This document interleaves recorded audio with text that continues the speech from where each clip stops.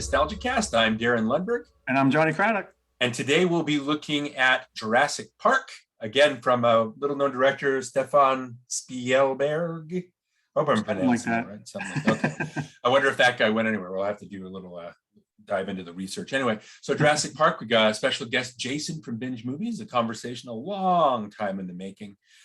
He's been a guy I've been chatting with on Twitter for quite a while, and so we've been trying to put something together like this for a bit.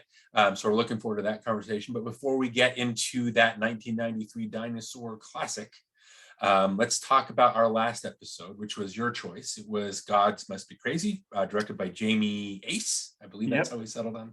How did we come down on Gods Must Be Crazy from 1980? Well, no, I thought it was worth remembering. It was a movie that I was very fond of in my childhood. My family fell in love with it when we were younger.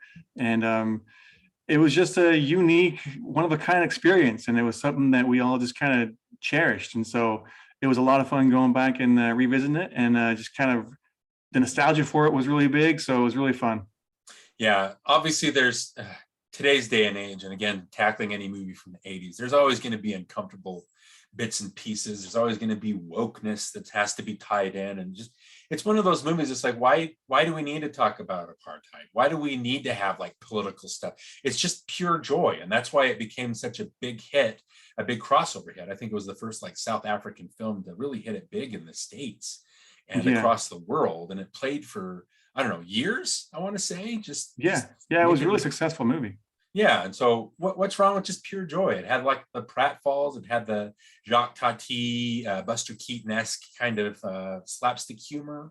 It was just very innocent story. Just the tribe is treated as kind of naive, but then the English-speaking characters, the South African characters, were treated as naive. So everybody or capable in their own right. And so I think we just settled on it just being a well-rounded comedy that it's not trying to harm anything, but it just works. And that's why it's fun to go back and look at those movies today. So nothing wrong with that. Okay, so Gods Must Be Crazy. Great choice, Johnny. Appreciate you picking that one. Let's go ahead and talk about that little-known dinosaur movie from 1993, Jurassic Park. But before we do that, let's go ahead and watch the trailer. All right.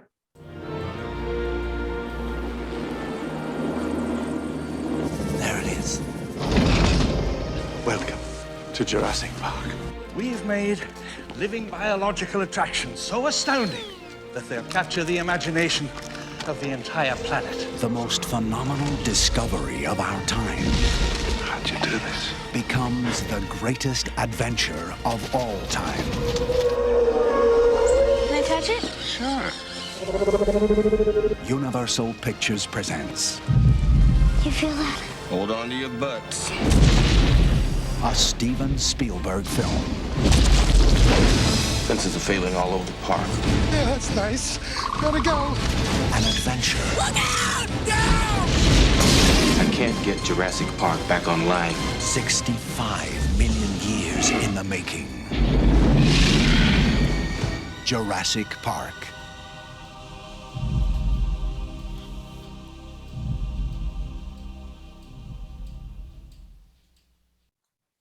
All right, so Jurassic Park, 1993, directed by Steven Spielberg, starring Sam Neill, Laura Dern, Jeff Goldblum, Richard Attenborough.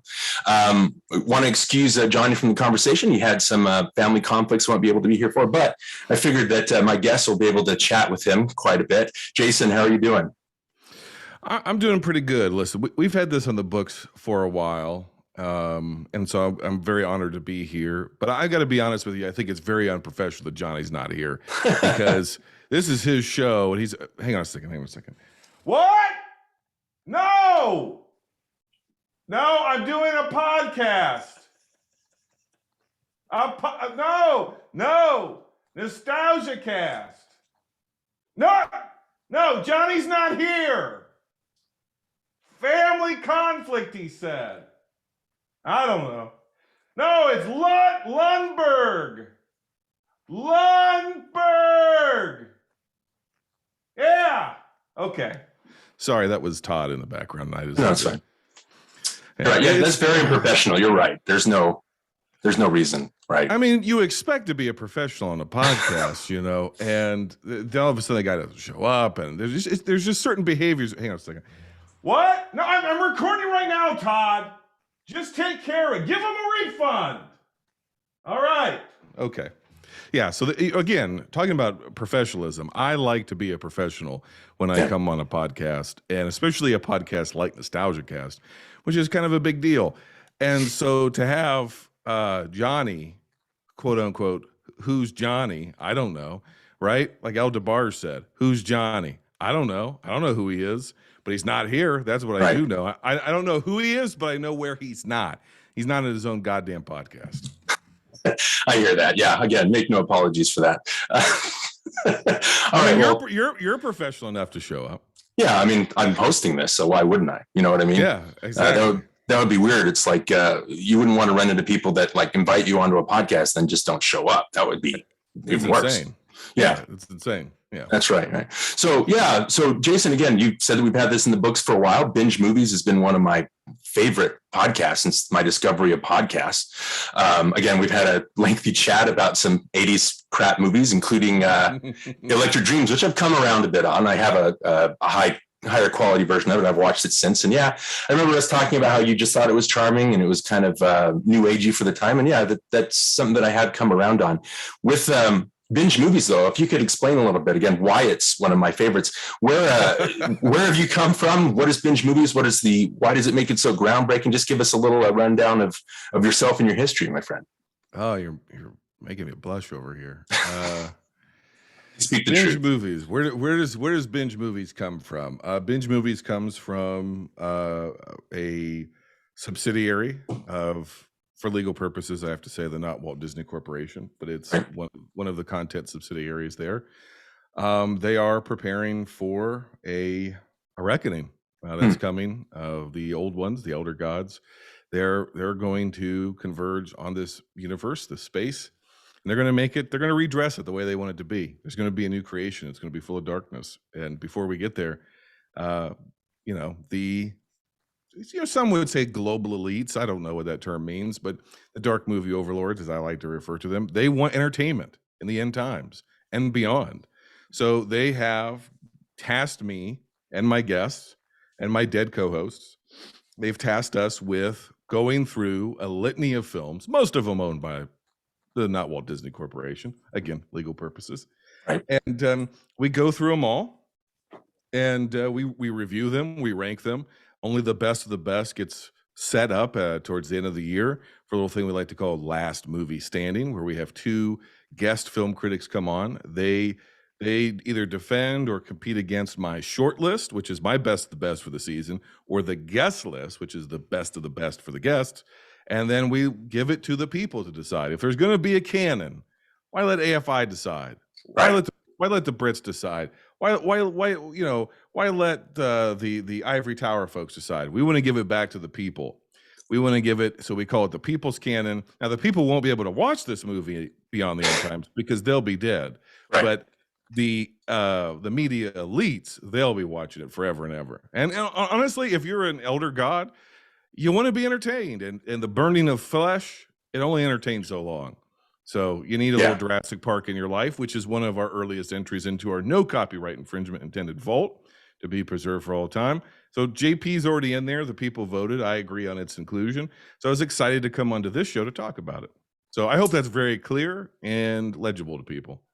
Yeah, absolutely. Again, it's what I'm not going to call NostalgiaCast one of the most original podcasts out there. I mean, it's fun when we have good conversations, but just the way that you're able to, the 5 movie binge that you have your guests come on and you chat about those, you rank them, then you put them in the vault like you talked about. Just very original and very, I want to say challenging, but it's not challenging to listen to. It's a different format. But you basically accomplish the same things that most of my, if not all of my favorite podcasts accomplished, was just chatting about movies and having very, intellectual, philosophical conversations about those. And that's another thing, your brain is one of the things that just flabbergasts me, just the connections you're able to make and the philosophies and things you're able to talk about. Again, it's refreshing instead of, most people on Twitter, they're just like, oh, I like this movie a lot, or that was good, right, or I hated this one, or this one sucked, or, I don't that's fine, but it's not really engaging as far as conversations go.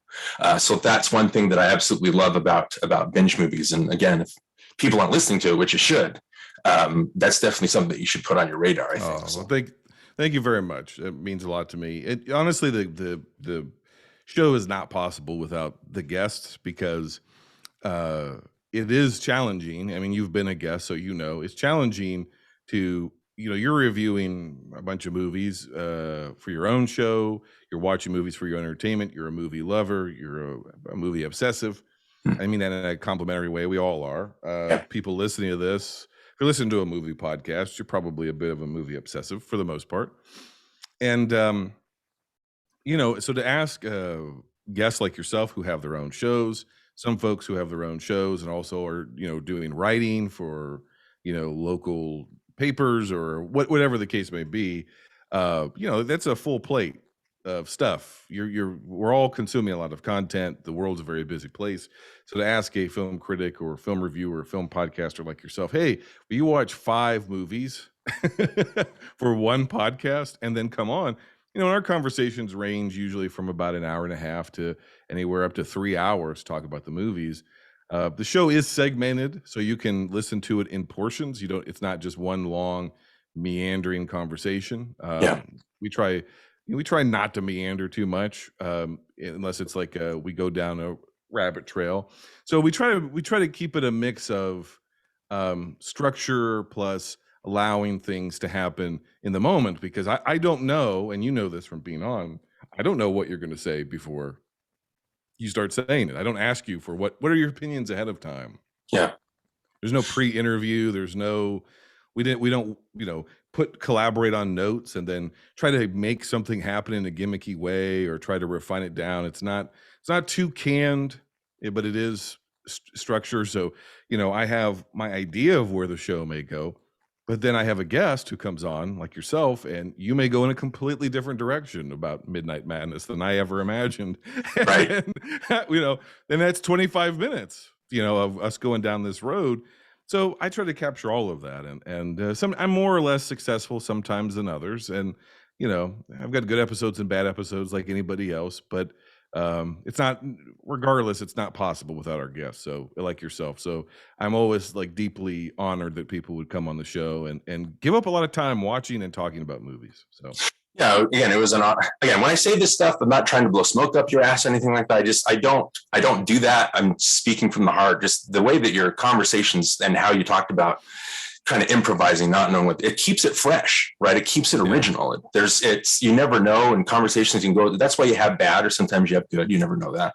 Yeah. I guess my question for you is, do you feel, and again, for me, when I was guesting, it kind of puts, when you have 5 movies on, it kind of puts everything in perspective. You kind of have themes. You did just the 90s video game movies rank, which is a fun episode. Yeah. You did Don Bluth with a mutual friend, Brian Scuttle. You've had Rob and Kevin on a bunch of times. And so you put things in perspective when you have these kind of themed movies. How do you think, what's rewarding to you other than the conversations? I mean, is there a reward to doing 5 movies at a time? Does that make anything clearer or more fun for you, or more? And again, I'm glad we were able to see eye to eye on Midnight Madness, because I don't know what to think of people that don't. But what kind of rewards do you think are yielded from your format? Oh, well, it's sort of like an endurance test sometimes. Yeah.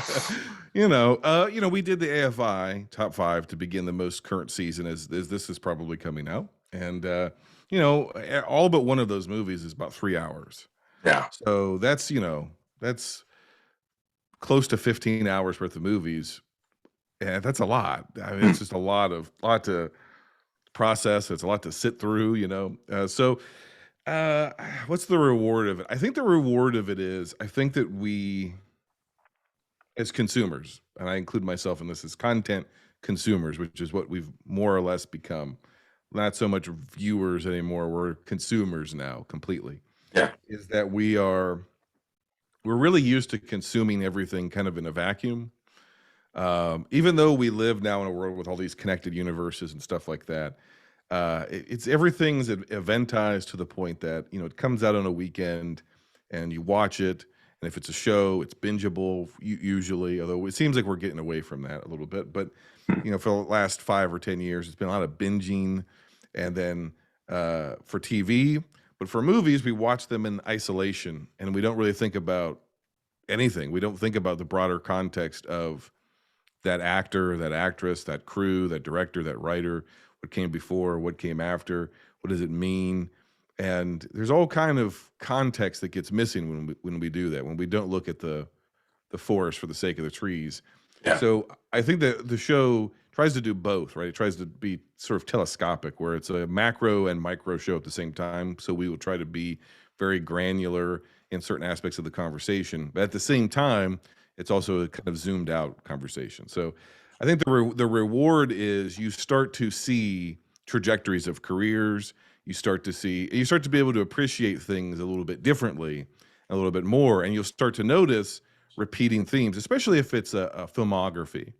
Yeah. But it doesn't even necessarily have to be a filmography. If you're looking at a decade, like we looked at some forgotten films of the 80s, you'll start to notice like, oh, there's some repeating themes here. These are all written and directed by different people. These are all, seemingly completely different from each other.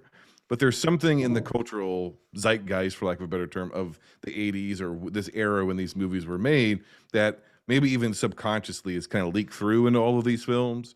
And it's kind of fun to be able to connect those dots and be able to go, oh, this is what was on the mind of writers and filmmakers, in this decade or that year or whatever.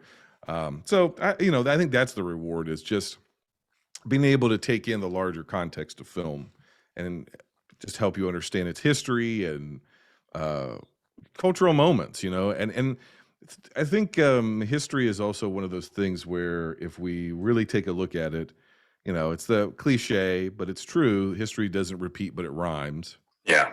So I think when you look at the broader context of the past, a lot of times you can see at least the outer edges of the context of the present moment. And it helps you understand, because we didn't just arrive here one day. There's a series of decisions that have been made that have gotten us here in every conceivable category, from our literal existence.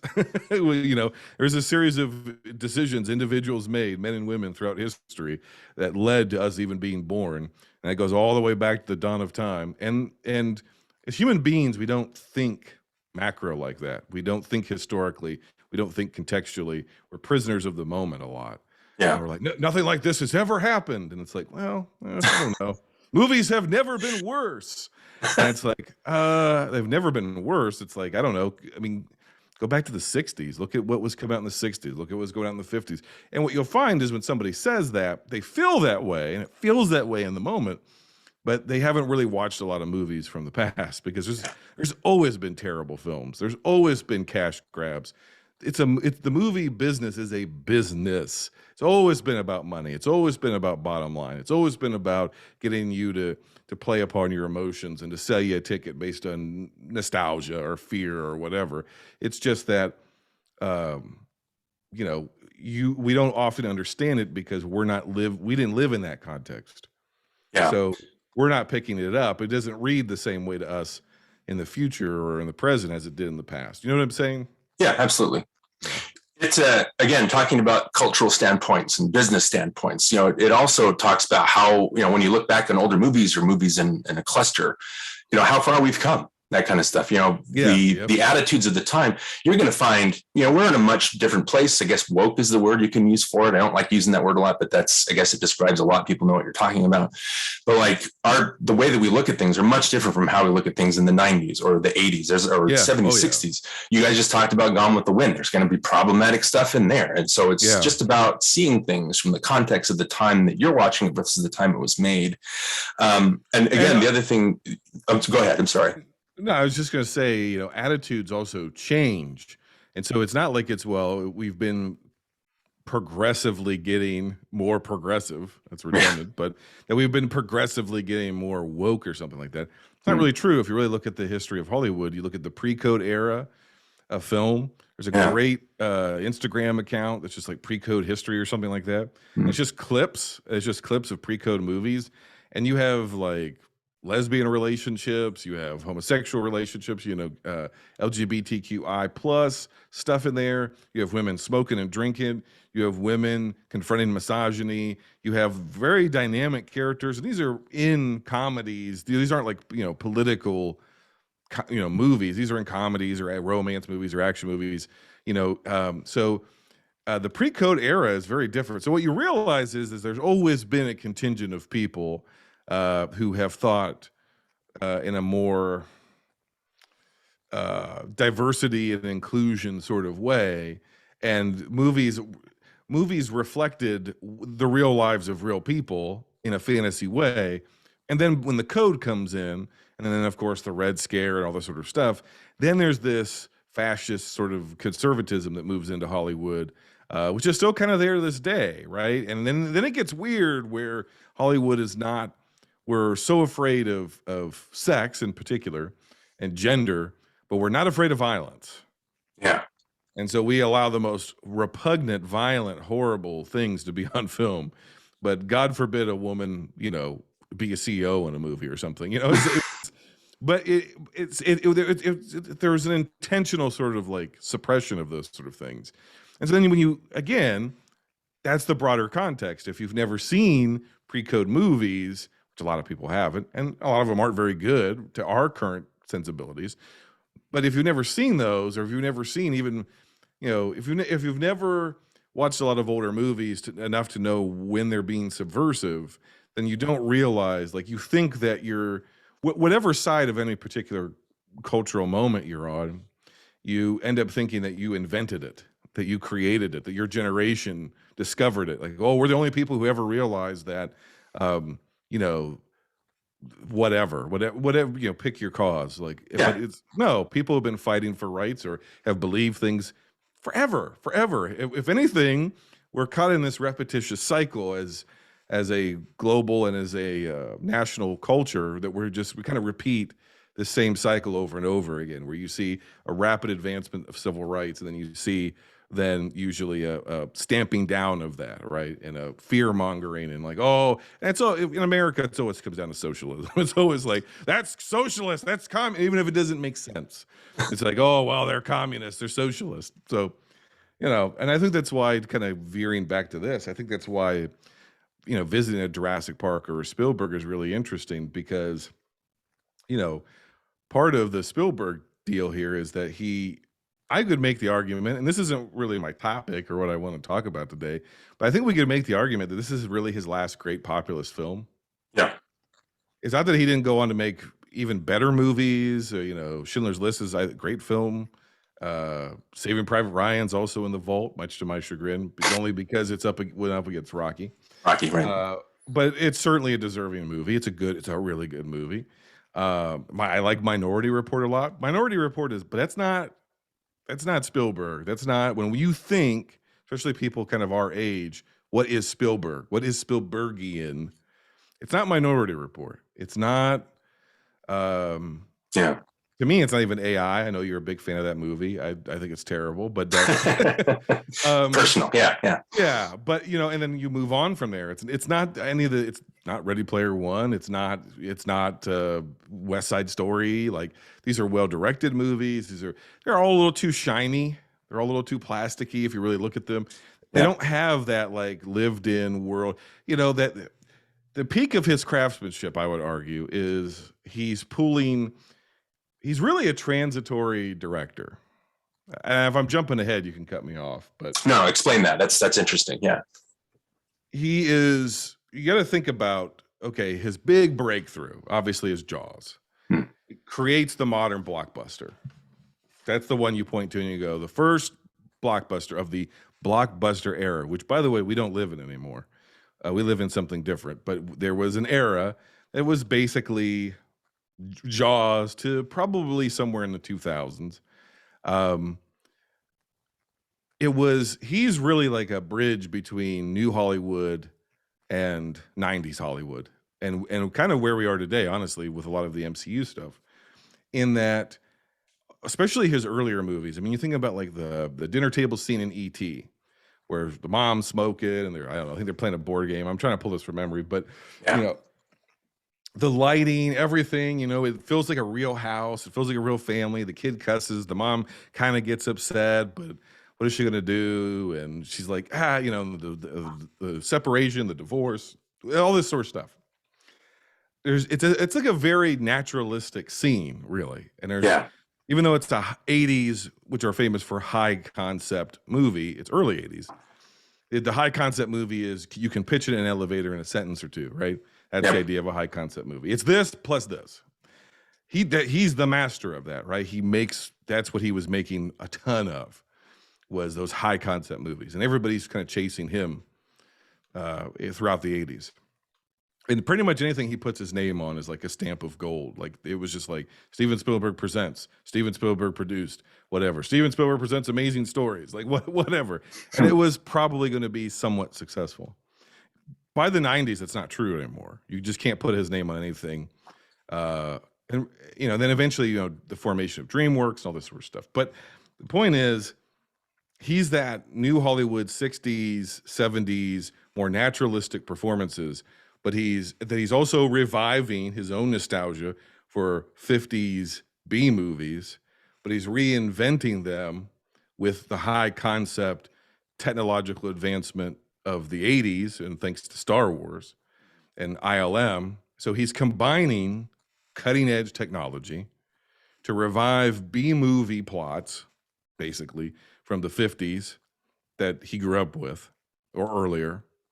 A lot of stop motion, a lot of Ray Harryhausen sort of stuff, but he's combining it with naturalistic performances of the 70s, and he does this all the way through the 80s. The only exception to that is really Jaws is the perfect example of that, but the only exception to that is Indiana Jones, because that's pulp.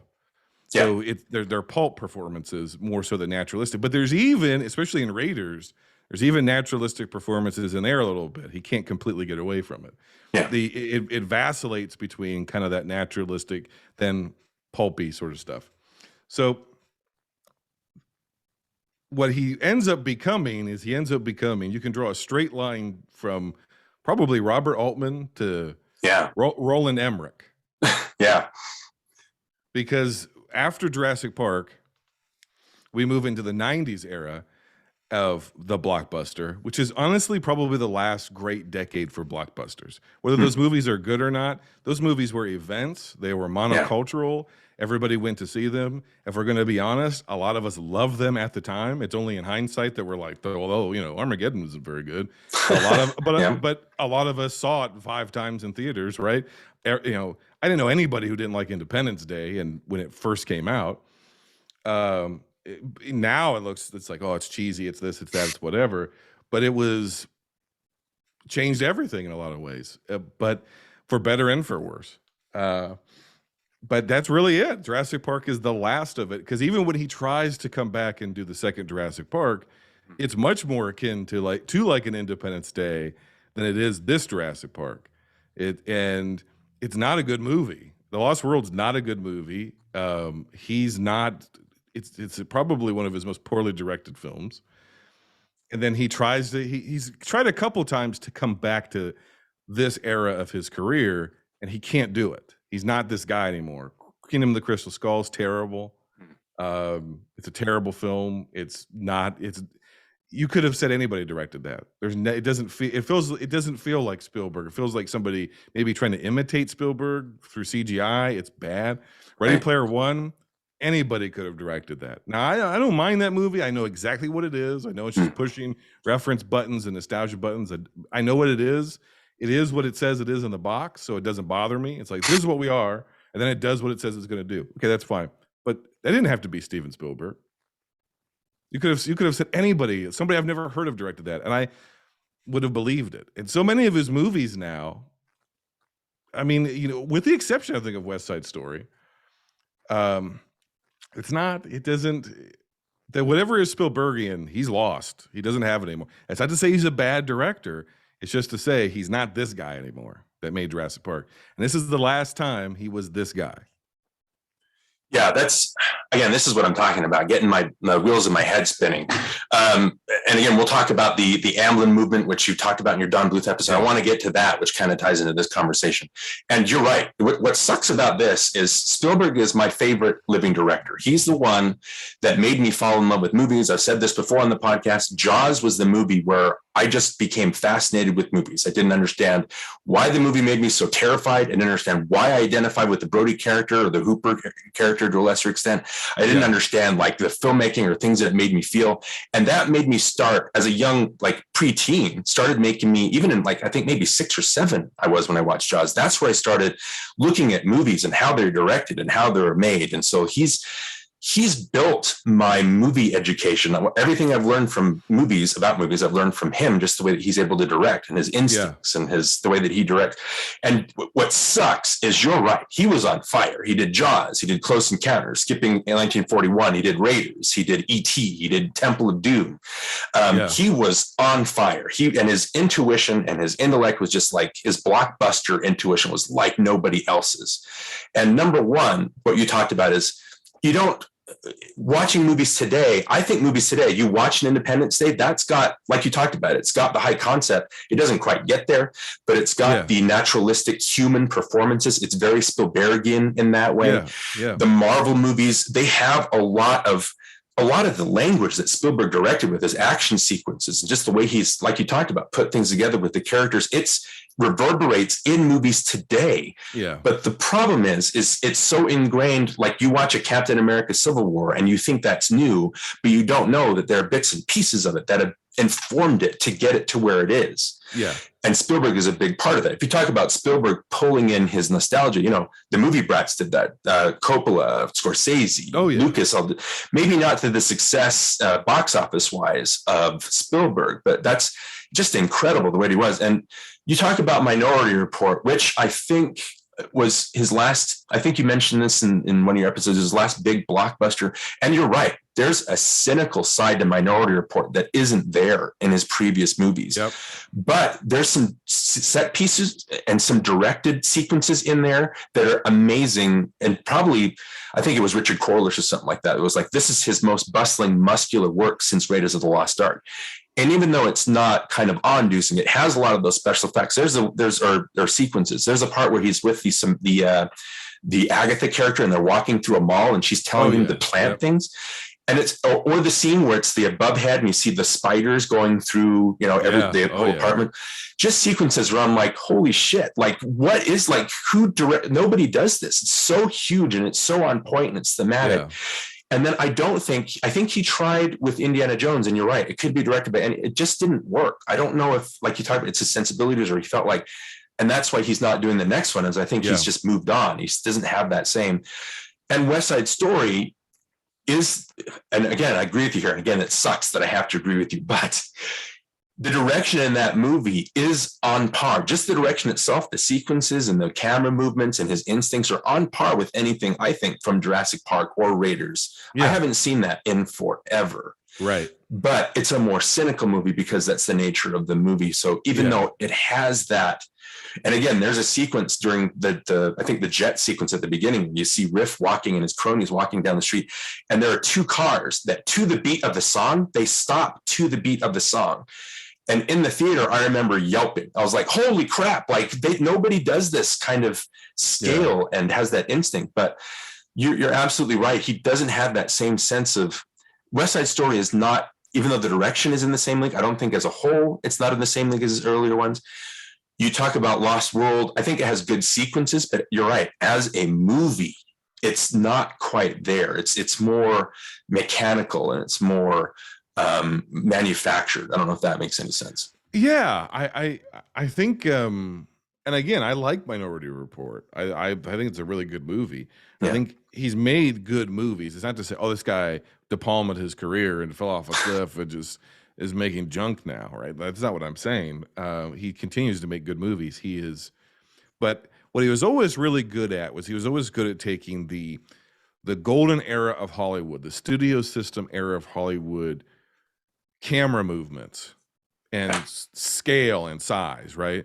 I mean, West Side Story, I mean, there's some like sweeping camera movements or whatever. It's shot almost in a very like old school sort of way. And he was very good at that. In all of his movies was taking the best of like the movie brats, taking the best of the best direction, the best sequencing of old Hollywood, and then mixing that with new Hollywood, and then also with this boyish wonder, which he was famous for, and this boyish excitement being cutting edge. And Jurassic Park is that. It is all of those things completely come together. And what he was a master of, which I don't think he is anymore, is he's still a great director, but what he was a master of, and what Jurassic Park is a perfect example of, and why no matter how many sequels or reboots or requels they'll make of this, it'll never be topped. It may be topped in special effects, but it'll never be topped in this way, is, you know, he's just like he did with Jaws. He's adapting an airport novel, basically, you know, Michael Crichton airport novel that you could get it at an airport or a Rite Aid in the early 90s. And he's adapting it, but what they've done with the script and the direction, everything, is the exposition, the character development, the plot advancement, the themes, all of them are seamlessly interwoven with each other, and you can't get rid of one. Like, you can't pull one out. It's all one perfect strand all the way through. The imagery, even to the point of even some of the gags, even at the end when there's mud and it's your ass park. Yeah. You know, objects in mirror may appear closer than they seem or whatever. You know, okay, those are classic Spielberg gags, but it's more than that. It is the juxtaposition of Hammond at the beginning with the awe and the wonder. Oh, my dear Dr. Grant, my dear Dr. Sattler, welcome to Jurassic Park. He does the exact same camera movement when they're on the helipad getting ready to leave, and the guy is completely shot. Hammond is completely shot. And Grant has to like shake him, right? It goes from Grant falling on the ground because, oh my God, dinosaurs are back, to they just want to get the hell out of there. And Hammond is just watching his dream fade. And then the subtle things of the last shot, you know, beginning and last shot of the movie. The beginning of the movie, we think it's a dinosaur coming through the trees because, by the way, of all the Harryhausen style movies, the stop motion dinosaur movies that Spielberg grew up with, the dinosaurs were always big. Yeah. It was giant. So he knows that. He knows our expectation is that, oh, we're going to get a dinosaur and a big T-Rex or something's going to come through the trees. And it's not. It's a forklift. Which, by the way, is like, okay, well, he's subverting expectations. No.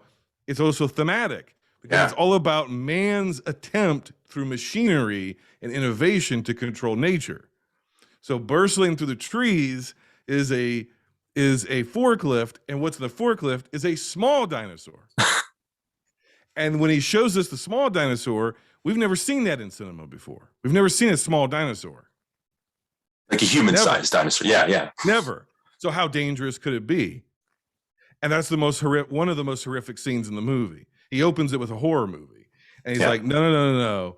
Man can't, by machinery and by systems, cannot control nature. It doesn't matter how small nature is, nature will always win. Because you have the perfect system, all these guys in a line, all of them in a row, all of them with the state-of-the-art technology. And in the opening, the cold open of the movie, technology fails. Humanity fails. The dinosaur wins. Yeah. Set you up for the rest of the movie. Yeah. That's not just a setup for, well, the raptor's the bad guy of the movie. That's not what that is. It accomplishes that. It's the entirety of the themes of the film in the first 4 minutes and 12 seconds.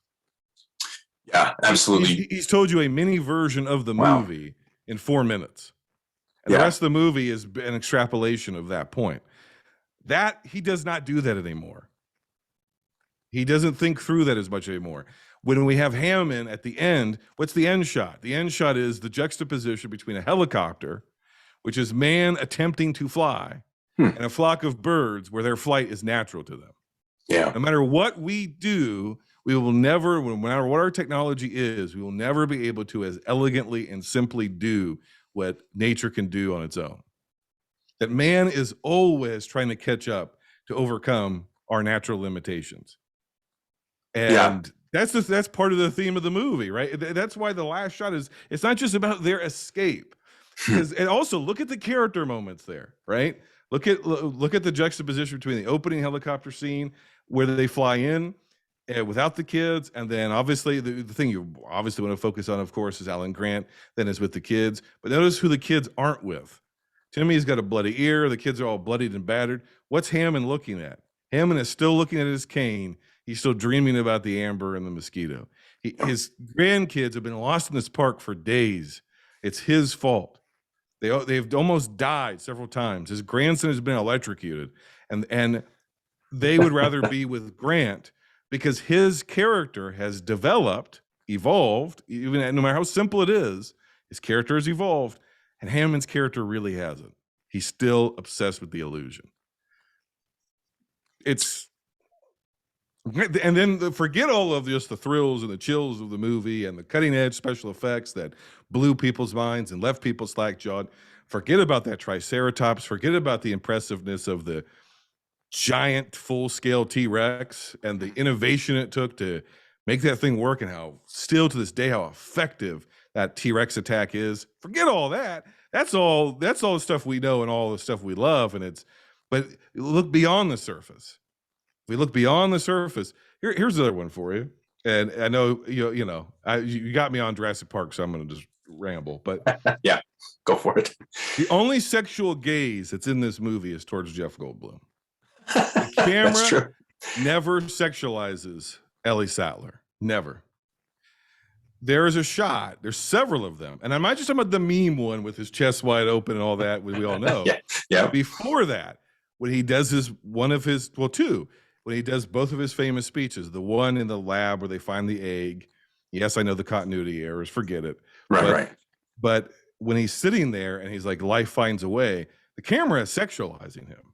The angle, everything. He is presented as a sexual being. Then where it really goes way over the top is in your people were so busy thinking about whether or not they could, they didn't stop to think whether or not they should. Mm-hmm.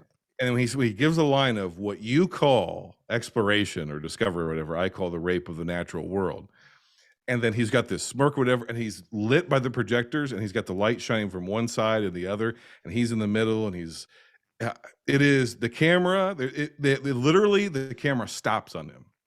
Yeah. It stops for just a split second of a beat, and it absolutely objectifies him in the way that we would typically see a woman be objectified and sexualized. Right. Well, he's the rock star, right? It's appropriate. Star. Yeah, how that shot. Yeah, but it's subtle. It's not just like, oh, okay, well, they say he's the rock star. There's a reason why a generation of us have made sexual memes of Jeff Goldblum. And it's because of subtle camera decisions. It's not just that he's a gorgeous man. He is. It's not just that he's quirky. He is. But Spielberg knows that. He knows that's the best looking guy on that set. That's the best looking person on this set. So when we show him, it's because it's also true to his character, and the camera loves Goldblum, and this is what we're going to do. We're going to shoot him in this way. And we don't know that. We don't know the reason why we're making memes 25 years later about sexy Jeff Goldblum in Jurassic Park is because that idea was implanted in us based on how he was lit differently from everybody else, how he was shot differently from everybody else, even in the same scene. Look at that table scene and look at because there's a certain point where it cuts back and forth between Laura Dern and Jeff Goldblum, and look at how she's shot and how honestly flatly she's shot. And look at Goldblum. Look at the dynamism of the angles and the lighting and everything. And it also works because the movie kind of wants to subconsciously trick us into thinking that Goldblum might be the hero. Because Grant is such a stick in the mud. Yeah, he's the expert. He's the nerd. But think about it. In the 80s, early 90s, who would the hero have been? It's going to be the rock star. It's going to be the sexy, good-looking rock star, not the old curmudgeonly paleontologist, right? Or archaeologist. It's not going to be him. It's not going to be the nerd who doesn't even like kids. It's going to be this sexy, awesome Jeff Goldblum, movie star, Jeff Goldblum. And then, bam, he's taken out of the movie. And we're left with nothing but Grant and these kids. And Grant ends up kind of becoming the hero of the film from that point forward. And it's just, again, it's expertly done in a way that, again, I don't think he's capable of doing anymore. And even if he is capable, I don't know that he's interested. I don't think he is that boy anymore. You know, of all the characters, he's Tim. Spielberg is Tim. Oh, I heard about this theory and that theory and this theory at this point. Oh, and there's these computers and we're going to do this and we're going to do that and we're going to bring dinosaurs back to life. And we thought it was going to be stop motion, but no, we're going to do it this way. And you've never seen anything like it. And you feel the excitement in the movie. He does not have that in him anymore. Yeah, I would agree with that. Again, sucks that we have to put it that way. But I absolutely hear you. A couple of things about Jeff Goldblum is that I think that goes back. You talked about nobody knows why we're memeing him. That also ties in with how, you know, blockbusters today, we don't know how, but they are. They're infused with Spielbergian wonder. They're infused with Spielbergian techniques. And it's so subtle that we don't realize where it's come from. So that's where our attraction with Jeff Goldblum comes from. My question for you is, do you think that's also, and I think you kind of went at this, is that a subverting of expectations to take Malcolm out of the movie? Yeah, I think so. Obviously, like, for those who don't know, in the book, he dies. It's very similar. He gets injured and he ends up dying from an infection from the tooth of the T-Rex that pierced his leg. And then he's somehow alive in the second book. Yeah. The second book only exists because Spielberg went to Crichton and said, we need to make a second movie for money. Right. And so you need to write a second book so I don't look like a money-hungry person. Right. But it was, and that's why that movie stinks, because it was just a business decision. It was just, and what it really was is he wanted to remake The Lost World. Yeah. His childhood favorite. Instead of doing an homage with it in Jurassic Park, he wanted to remake it. And in that movie, he lifts whole scenes from The Lost World. So exactly. Yeah. And then he wanted to make a bunch of money because he's trying to get, you know, a bunch of other business side stuff up and running. So he needs to make a bunch of money so he can get production side running on, you know, DreamWorks and a bunch of other stuff. It's a sure thing doing that movie. Yeah. Yes. It's a business decision. It's not a passion decision. The first Jurassic Park was a passion decision.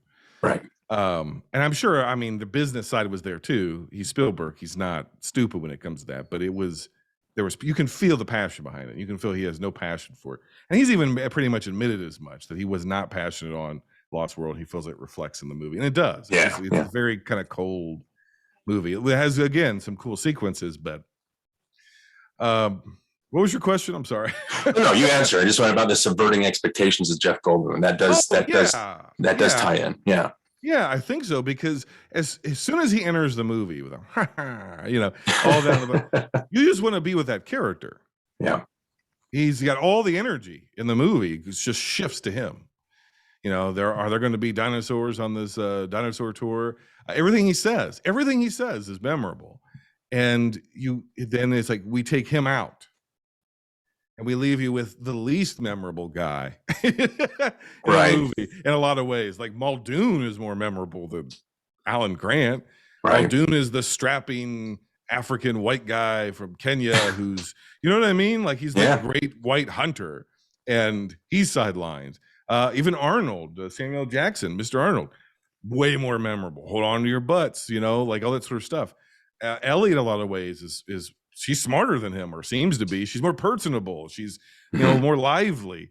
And so it's like, Hammond's more memorable. All these characters are way more Nedry. They're way more stand out, more memorable. And he leaves us with, I don't want to say bland, because he's not, but he leaves us with the most kind of down-to-earth character. I mean, even when he's like talking about the eggs and the frogs and the way he delivers that, it's very like, he's a very muted character.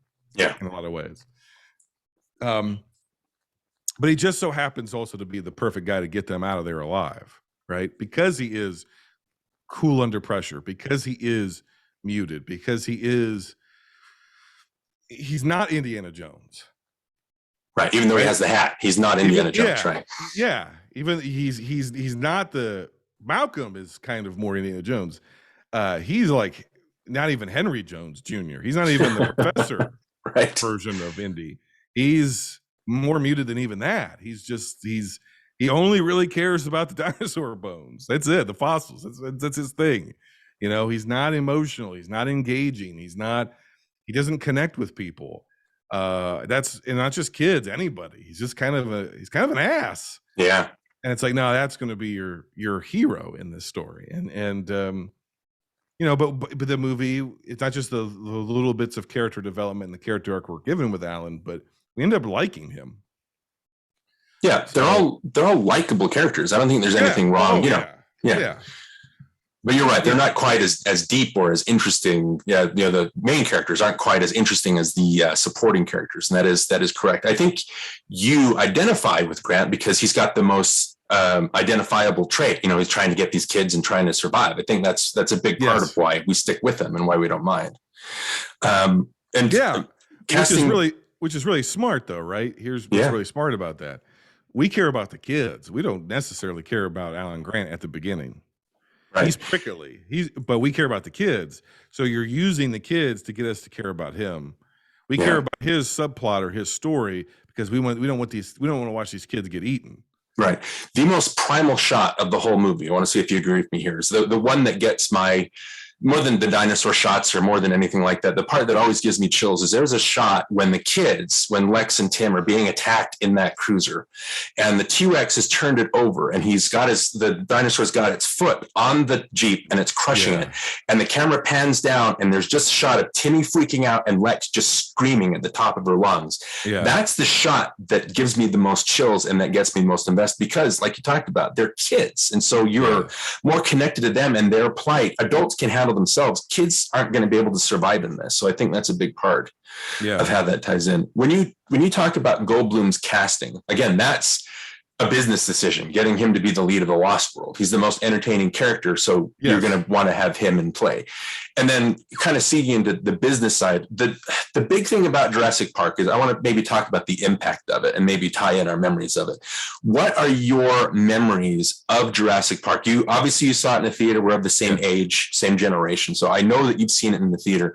What was your experience like? I'll tell you what my experience is like, but what was that experience of seeing Jurassic Park in the theater for the first time for you? It's the only movie that I remember going to with my family. We went to a defunct franchise theater chain called General Cinemas. And that was our movie theater, and we went to it, and it was pre-stadium seating. It was if you remember, the seating used to be kind of like on a ramp. It was like basically each theater was basically just a cement ramp that went kind of up a little bit. And you had to get there to get good seats. And you had to put your coat down, right? And you had to get into the theater first before you got your refreshments because there's no reserved seating. It's just a very different experience than today. Yeah. And I remember it was summer. It was hot. I remember the movie being so effective that I think I was sitting in the middle, if I'm not mistaken, between my mom and my dad. And I remember looking over at my mom, and her mouth was wide open. And I remember looking at my dad, and they couldn't be more different people, more different sensibilities. They responded to very different movies. My mom's not a movie person per se, and my dad's mouth was hanging open, and my mouth was hanging open. And the movie was over, but our mouths were just like, you just knew you had seen something.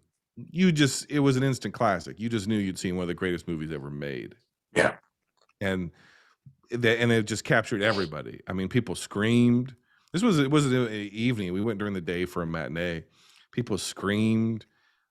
People laughed. I mean, this thing, it played like movies don't play anymore for the most part. Every once in a while we get a movie that kind of plays like that. But it's usually playing to like its hardcore audience. Like Spider-Man No Way Home had crazy reactions, obviously. Yeah. But it's also kind of playing to hardcore fans because it was like opening night and there's all this anticipation. That's what Blockbusters used to be, but it used to be not just a hardcore audience. It used to be everybody. It used to be all of us. And this movie is a perfect example of that. This is, at least around me, this is how people used to respond to popular movies. People would, clap and scream and laugh and cry and whatever. So that's my memory of it. Was just like, it just sucked everybody into it, grabbed us by the throat, took us on this ride for its runtime. And it was one of those movies. It was just a crowd pleaser. Yeah. And I remember it played so long in theaters, and windows were a lot longer back then too. As long as movies made money, and even if they didn't, they just sat in theaters forever. If you remember, this thing sat in the theater forever. I don't think the VHS came out until the following year, even though it came out in the summer. I remember it still playing in the fall, going into fall. It just played forever. And I remember there being a wait list to get the VHS copy because as soon as they would get them in, they'd sell them out. And it was a frenzy for this movie. Yeah. That it was a phenomena. It was huge. And we don't really have stuff like that so much anymore. Marvel's the closest we get, but it doesn't last as long. No. Even when it's huge, it's like, 2-3 weeks maybe. People and it's just the way life is now. Things move a lot faster. But man, back then, this thing, like, it grabbed the culture it felt like a year. Yeah. Do you think it's the window, like the short window? Because Spider-Man No Way Home, but that came out in December, and it's only March, it's only March, and it's already out. Do you think it's that short window to get to home video so people can share at home, or do you think it's the quality of the movies themselves? I think it's a little bit of both, but I think mostly it's just our media landscape is so fractured, siloed now, and there's way more content. I mean, this is 1993, so Fox, the fourth basic, cable or over the air, whatever you want to call it, station, has only been around for a couple of years. So, we had ABC, NBC, CBS, Fox. Fox was brand new pretty much. And most people had 25 to 50 cable stations. A lot of that was going to be QVC or the Weather Channel. Satellite's just becoming more of an affordable option for people, but satellite used to have huge satellite dishes. There wasn't a lot of programming on there. We weren't getting into the 400 or 500 channels of cable. Streaming obviously didn't exist. If you didn't own it on physical media, you couldn't see it, right? Or you couldn't hear it. So our options were way, way more limited. There's no internet at this time, or at least not publicly accessible for the most part. So your options were way, way fewer. So stuff just stuck around longer because life moved slower. And now everything's so fractured that, I'll get to it, because there's so many different popular things. Yeah. There's so many different, this show's really, I'm really into Severance right now, or I'm really into Succession, or I'm really into this or that. And so I'm going to, rather than go to the theater this weekend to see a movie, I'm going to get caught up on the last season of Succession now that it's all out or something. And so we don't watch things collectively in real time together anymore. Yeah. I think that takes a bit of the steam out of the sales of modern blockbusters. And then also just movies have changed. They're not the same thing anymore. And I don't know that they're better or worse. They're not what I remember movies being, and I don't like them typically I don't like them as much as I like movies. But also, I'm not a kid anymore either. So now as an adult, I've seen a lot of these stories 50 times. It's not new anymore. So I don't know if the movies are actually even necessarily worse. It's just that I'm older now and I'm more exposed to things, and we've lived at least through one repetition of our childhood so far. I mean, cyclically, not movie-wise, but cyclically, where it's like, okay, well, we've been through that, right? We've been inundated with sort of 80s throwback culture for 10 years. So it's like, give me something else. Does that make any sense? That's why I stopped watching Marvel movies after Black Panther, just because I think I got it. Like I got everything I needed out of it in the shared experience. Yeah, I don't blame you. It's honestly, it's really hard to tell, right? Is it me? Have I changed? Have the movies changed? Have I just seen this sort of stuff before? And the answer is probably all of the above. Sensibilities are different. Filmmaking is different. The way movies are made now are different. Expectations are different. The way we consume media, going back to what I said about us being consumers of media rather than viewers. Monoculture doesn't exist anymore. So the landscape's different. I don't know. I'm hard pressed to say it's better or worse in a macro level. I just think it's different. I think you can maybe get into the granular elements on a micro level and go, I like the way that this was done better in the past, or I like certain things that they're done better now today. Like I think inclusion is one. Like we're definitely starting to do a better job than we would have, in the past. That's a good thing. So it's tough. It's just times have changed. Yeah. And then speaking of, again, very interesting topic or mind thread there, talking about how movies have changed in our minds. Going back to my history, just briefly with the movies, you talk about seeing movies with boisterous crowds. And I remember every summer I would go, since I'm a single kid and my mom was raising me all on her own, she would send me off to New York during the summers where I'd spend time with family. And so that's where I saw Jurassic Park. Oh, wow. Talking about, how our mindsets change. I've seen theaters. I remember talking about nostalgia, and I've talked about this before. I remember seeing the first Batman, the 89 Batman, in a theater, and waiting in it 3 hours outside a theater in Brooklyn or Flatbush, and then going in there and being with the crowd, but they're just cheering everything. They cheered when the Batman title call came up. They cheered when the Batmobile showed up. They cheered so much that when you walk out of the movie, you're convinced that you've seen the greatest movie you've ever seen, just because of the reaction, right? And then later, obviously, and that's what I thought. I've softened on Batman a bit, and I've got a lot of problems with it, but I do remember that experience. Conversely, I remember seeing Godzilla, the Emmerich Godzilla, speaking of him, in a theater, and it was the same thing. The audience cheered when Godzilla, or the iteration of Godzilla, whatever it was, when it's going on the Brooklyn Bridge and it's tearing that apart, the crowd was nuts because I saw it in a boisterous Brooklyn theater. So when I walked out of that movie, I was convinced that I'd seen the greatest movie ever. But then when you watch it on home video, you're like, this is shit. You're like, this is one of the worst things I've ever seen. But it's weird because watching Jurassic Park, I don't remember the audience reaction. I absolutely believe that that's the reaction that you got and the reaction everybody else was getting. I have no qualms with that. I've read the history. I'm not dumb that way.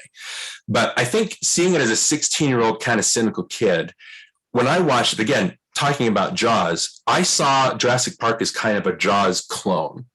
It had the high concept, it had the animals, it had the characters that are being eaten, stuff like that. You could call a Muldoon kind of a Quint ripoff or something like that.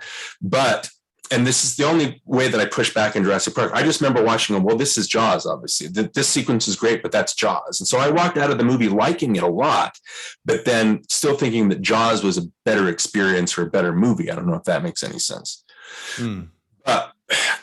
The thing is, and then later about the impact of it, I went back the next summer and Jurassic Park was still playing in freaking theaters a year later.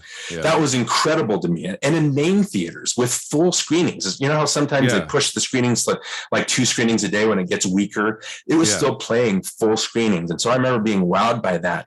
So I guess the next thing kind of tying with that I want to talk about is the impact of Jurassic Park. We've talked about Spielberg's direction, which again, I want to come back to maybe as our last topic about how good his direction is in this. But the impact of Jurassic Park, and how it's, like you talked about, it's reverberated. It's his last big collective experience, which I absolutely agree with. How do you think Jurassic Park, and maybe we've talked about this briefly, how do you think it changed the industry? How do you think Jurassic Park changed how we looked at blockbusters? Is there anything else that you can add to that we haven't already discussed? Well, I think it's part of a 1-2 punch. It's Terminator 2 in this. And I think even some of the special effects guys who worked on this movie have talked about it in, like behind the scenes videos or retrospectives they've done for different like Blu-ray releases and documentaries they've done. And I forget who it was exactly, but one of the special effects crew members said, the difference between what we were doing CGI wise in Jurassic Park and what we do today is, one, even with CGI, we still had limitations. So we had to be very creative. The computer couldn't do the work for us. For instance, all the shading of the dinosaurs and stuff, all that had to be done by hand. So anytime there was a light change in the scene, they had to do the math and figure it out through a human brain. And then they would have to digitally, by hand, add shadows and light changes on the dinosaurs of their color and different color palettes and cool and warm and this and that, whatever.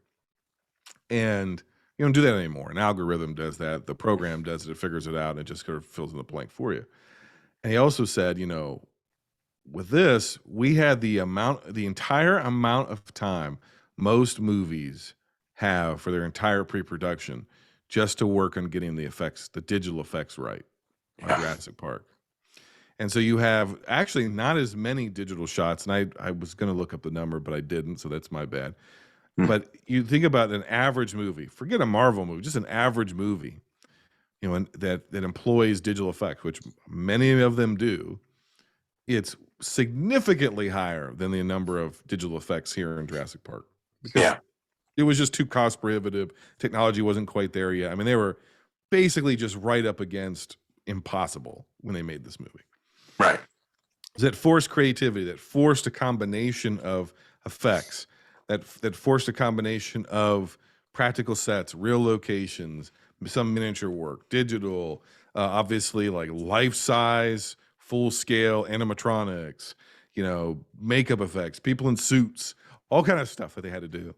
And they had to employ it all to pull it off. And that sort of adversity, or whatever is the mother of invention, that sort of the cost of it forced these people to be creative, and you feel that creativity in the movie.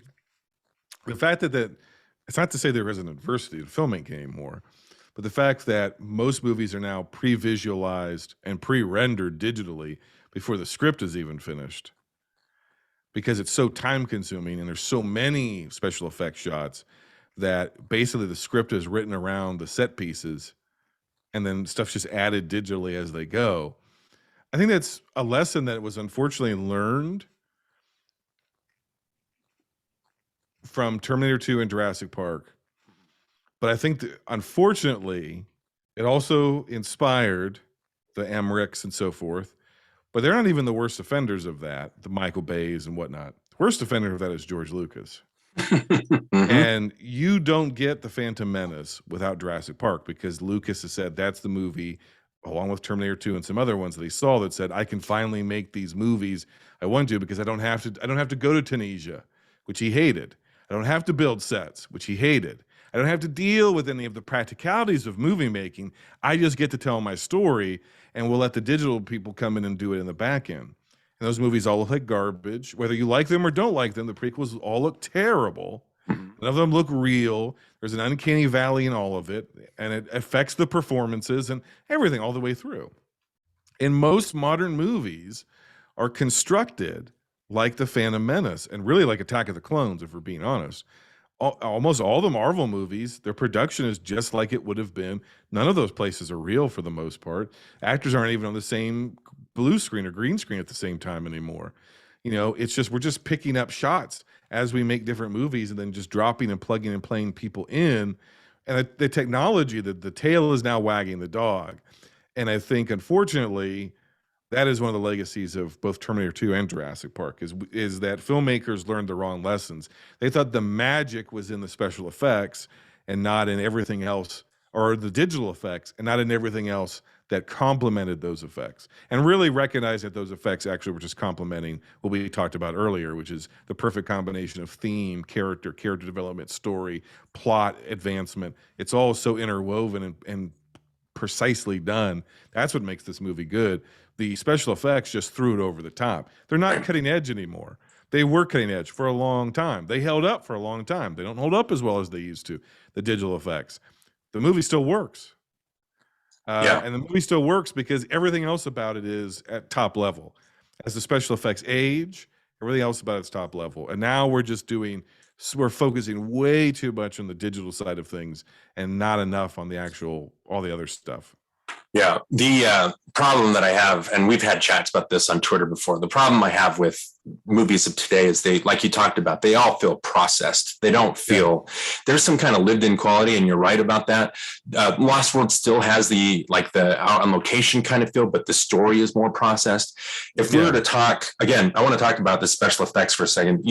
Some of the text that I have is there's maybe 14 minutes of dinosaur special effects in this movie. There's 6 minutes of CGI. And there's I think there's 63 or something like that digital FX shots of the dinosaurs. You compare that, Terminator 2 probably had less. You compare it to Transformers, which has like 450 CGI shots, which is a lot. But then you cut to Jurassic World, it has 2,000 digital shots from what I read, and it's fantastic. Fantastic looking at it. The prequels, my biggest problem with it is you look at the Star Wars prequels, you look at the original Star Wars, it feels like they're out in Tunisia. it feels like they're on that Death Star, even though that's a set. I don't know what the difference is, but when you watch one of the prequels, my biggest problem is that it feels artificial. I don't feel like anybody's there. Like you talked about, I don't feel like anybody's on the same set with each other. They're just green screened in. Everything is a set. Everything is manufactured. It just feels very claustrophobic as a movie. And if you were to look at what were some of the movies that you'd mentioned as some of the movies that I mentioned as some of the biggest special effects advancements, I probably mentioned King Kong, probably mentioned maybe Jason and the Argonauts, again, with the Harryhausen kind of stuff in there. Star Wars, I would mention is a big, big thing. I would talk about like Terminator 2, talk about Jurassic Park. And then I think there's a big leap, and maybe Pirates of the Caribbean, Dead Man's Chest with the squid, I forget his name, Davy Jones. Davy Jones, Yeah, just that. And like you talked about, when you watch, so if you go from Terminator 2 in 91 to Jurassic Park in 93, and then the special editions of Star Wars in 97, the thing that I don't like about those special editions is, like you talked about, there's none of that. How are we going to do this? Like, how are we going to bend it to our will and make this happen and make this happen? When Lucas did those special effects, by the time you see the new shots of the X-Wings, I'm like, I've seen this. Like, I've seen Jurassic Park, man. I know that you can do this stuff. Yeah, exactly. What you're doing now is not in the same league as your original Star Wars. What makes that Star Wars so good is it's the piecing it together with Scotch tape and making it just, how are we going to make it work? And that's the excitement of watching it. But it's also tying in with the human characters. I make fun of the human characters in Jurassic Park to the point where they're so two-dimensional that the T-Rex has to come in and save the day at the end. You know what I mean?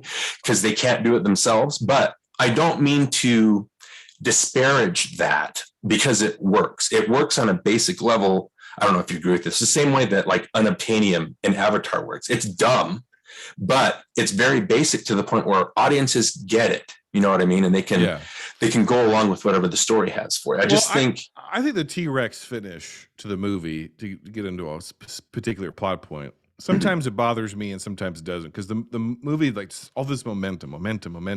And the Raptor stuff is so good. It's executed at such a high level. It's so clever. It's so smart. It's like scary, and they're just the cross cutting is like, well, not unless they learn how to open doors, and the freaking door handle's going down, and the John Williams score starts rising up, and it's again, it becomes a horror movie again, almost like a slasher, and it's not a monster movie. It's a slasher movie almost, which is really interesting. But I think what he's going for, with the T-Rex coming in, and I don't want to even say saving the day, is that nature, what they've ended up doing is proving exactly what Ellie said, which is, and what they all said at the table, right? Which is, and Grant, right? These are species that have been separated by 65 million years, have just been suddenly thrown in the mix with each other. Like, we don't know what's going to happen.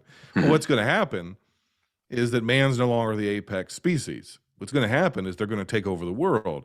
And that's a microcosm of that, right? Is that it's the T-Rex. Well, yeah, it was like Deus Ex Machina kind of a thing. It's coming in sort of saving the day.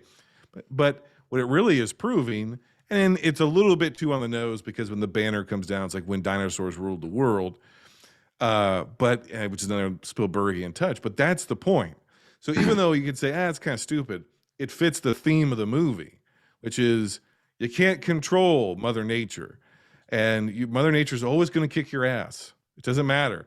What part of the inciting incident in this, and what sends everything haywire, is a freaking hurricane. It's a tropical storm. It's Mother Nature. It's Mother Nature. It's Mother Nature. It's Mother Nature. Mother Nature is always going to win, and live or die or whatever. It's natural selection, and that's what that moment shows us. What that moment shows us is natural selection, and they don't win. They don't beat the dinosaurs. They can't outrun them. They're dead. They're all going to die.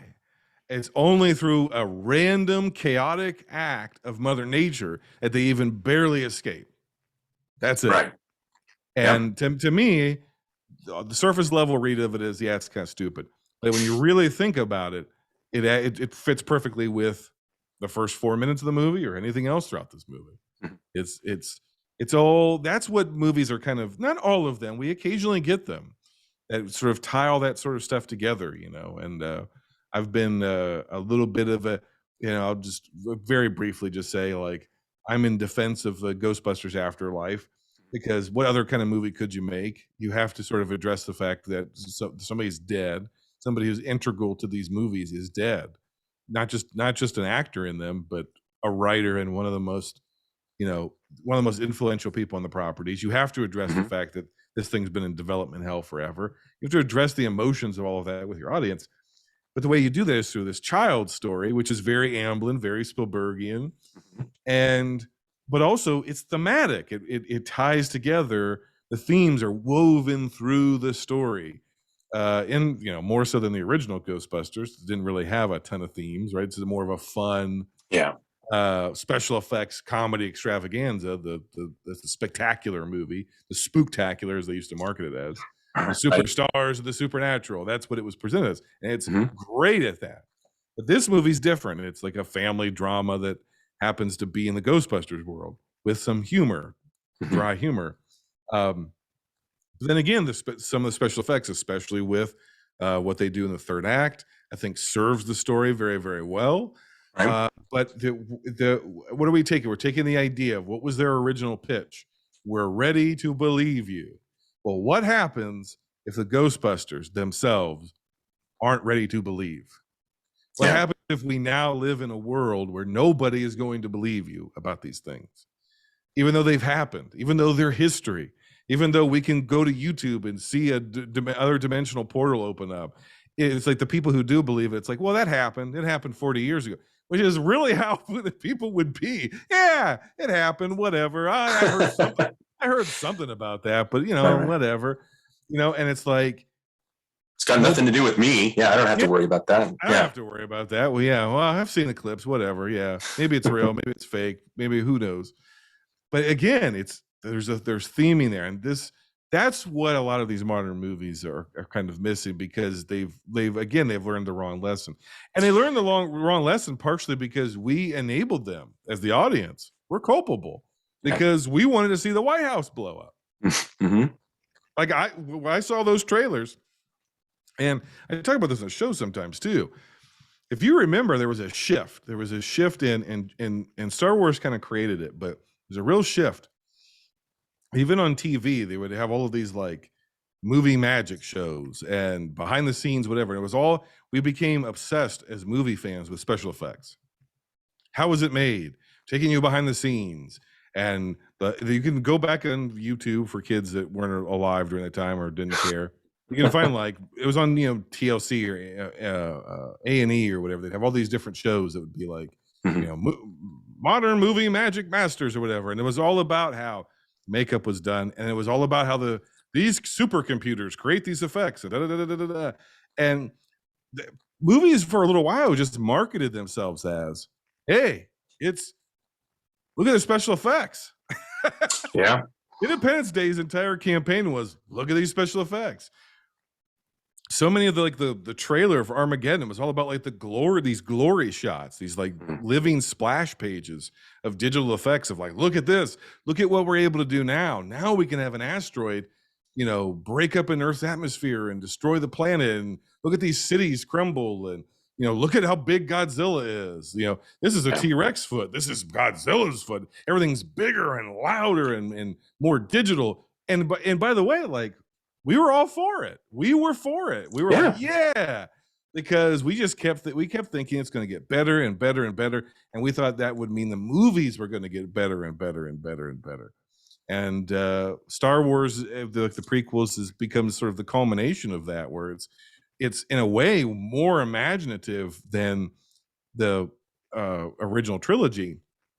Problem is, when you're not in real world environments and you have unnatural acting, because the original trilogy has a lot of unnatural acting as well. Right. But because it's in a real world location, our brain makes this connection and goes, well, that just must be how they talk in this world, because the world is fully realized. We know it's alien.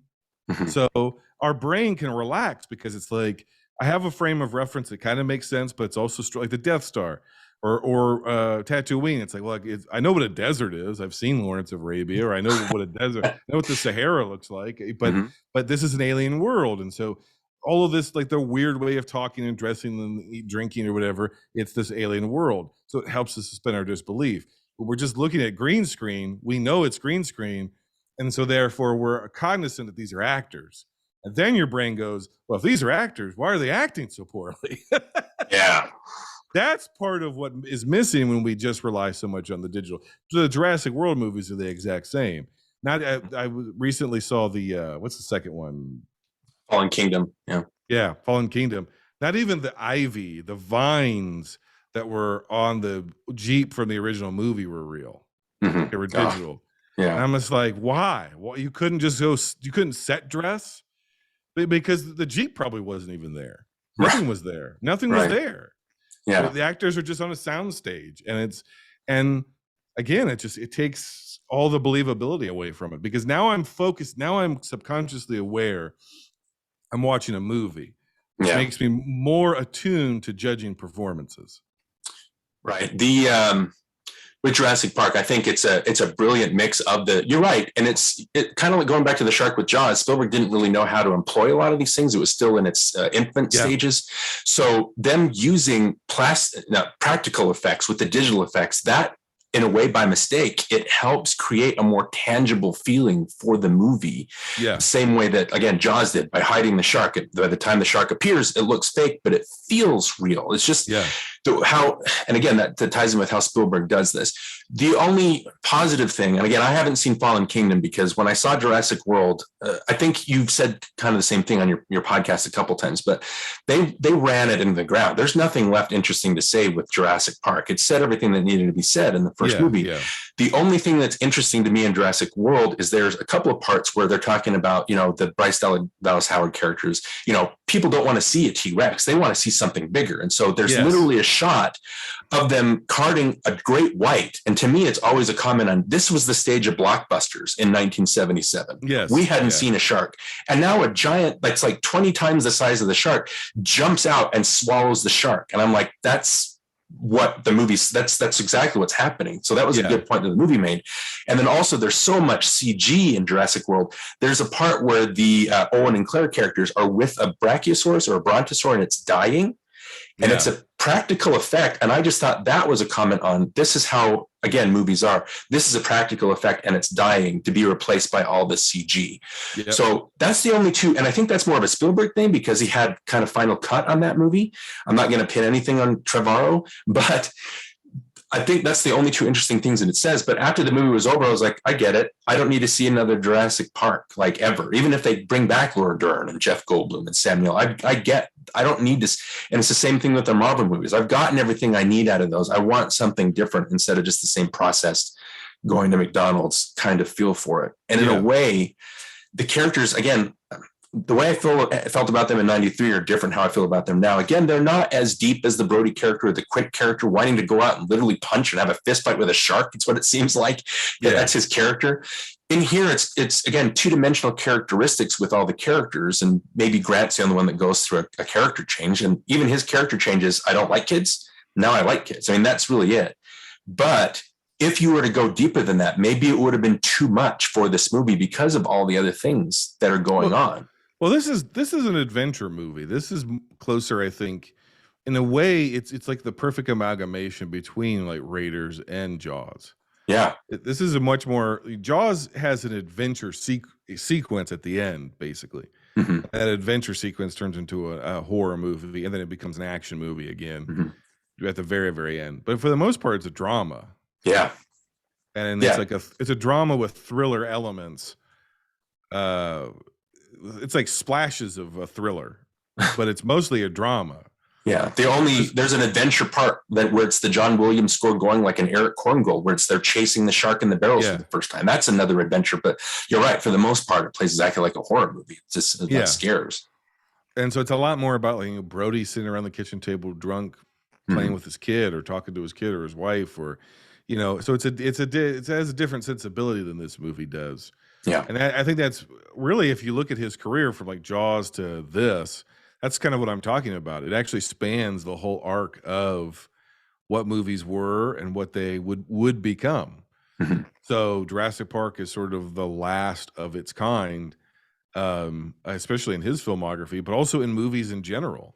And now we're into something else in the 90s, and now we're into something else in the 2010s, and now heading into the 2020s. And I think that I think this movie is much more concerned with just like keeping it moving and keeping it. It's a part disaster movie because it's like this. There's a disaster at this park. It's an adventure movie, and it works for what it is. It's very good. I think when you get to like Jurassic World, I think had there been no Lost World, had there been no Jurassic Park, had it been untouched basically, and then 20 years later. They want to show us what the park would be if it was actually operational, and then something goes wrong. I think there's actually a good movie there, and I think that there's some good ideas there. And I don't even just mean like a fun movie, because I think Jurassic World had its fun moments. Right. I think there's a good movie to be made there of like, yeah, let's talk about again themes, ideas, people getting bored. Like, the whole world's seen dinosaurs now for 20 years. Who gives a shit? Like, yeah. Because that feels real. It feels like that's what it would just become a fact of life. Yeah, it happened. Yeah. I've never been there, but I saw it on TikTok, right? Like, my friend went, he said it wasn't that great. Like, you could see a whole generation of kids just being cynical about it. And that, of course, like you said, becomes a commentary on movies and like, oh, well, I saw Jurassic Park. It wasn't that great. Dinosaurs look fake. Shark looks fake, whatever, right? So there's some commentary there. There are ideas there. Could be good. And they kind of botch the execution of it because it gets too cute. It gets too, it'll never be as good as the original. It's like, oh, well, okay, then you're wasting my time. Why are we here? You should try to be as good. You should try to be better than the original. Just don't say it's never, and that doesn't mean bigger. It doesn't mean that my frustration with that movie is it's like it here's what it admits. It admits like, people don't want better; they just want bigger and dumber. Yep. And so that's what we're going to be. We're going to be bigger and dumber. Our dinosaurs are just going to be bigger and dumber. They're not going to look as good. It's going to and it's like, one, don't admit that, and two, just to be like, well, that's the theme of the movie, so then we can get away with being that type of experience. That's not an out. You know what I'm saying? Like, you're basically revealing like, oh, we put it as a theme of the movie, so therefore when we are that, it seems intentional. It's like, nah, you kind of made a big cynical movie, and then you throw in some little jokes about cynicism, and it's like that covers your ass. It really doesn't. Yeah. The Jurassic Park, I think I would call it, you're right, that last gasp of the Jaws blockbuster entertainment age. It's the character and the theme and the high concept all tying in together. When you talk about Jurassic World, it's you're making the comments on it, but don't just be one of the movies you're making fun of. It's like, be better than one of those movies. Be better. There are a bunch of some of the trends that I don't like on Twitter is people that are reevaluating movies that, and I won't mention them because I know a lot of people love them, but there's some movies that are trying to subvert expectations, trying to subvert like genre tropes, things like that. But I don't think they're good movies. As movies, they're terrible. And a lot of people are like, well, it's trying something, so therefore it gets a pass. And I'm like, no. Like, I remember when movies would try something and they would also be something. It's not just playing at it. And that's the difference here. When you're maybe the big last thing I want to talk about is the direction here, and we kind of touched on it.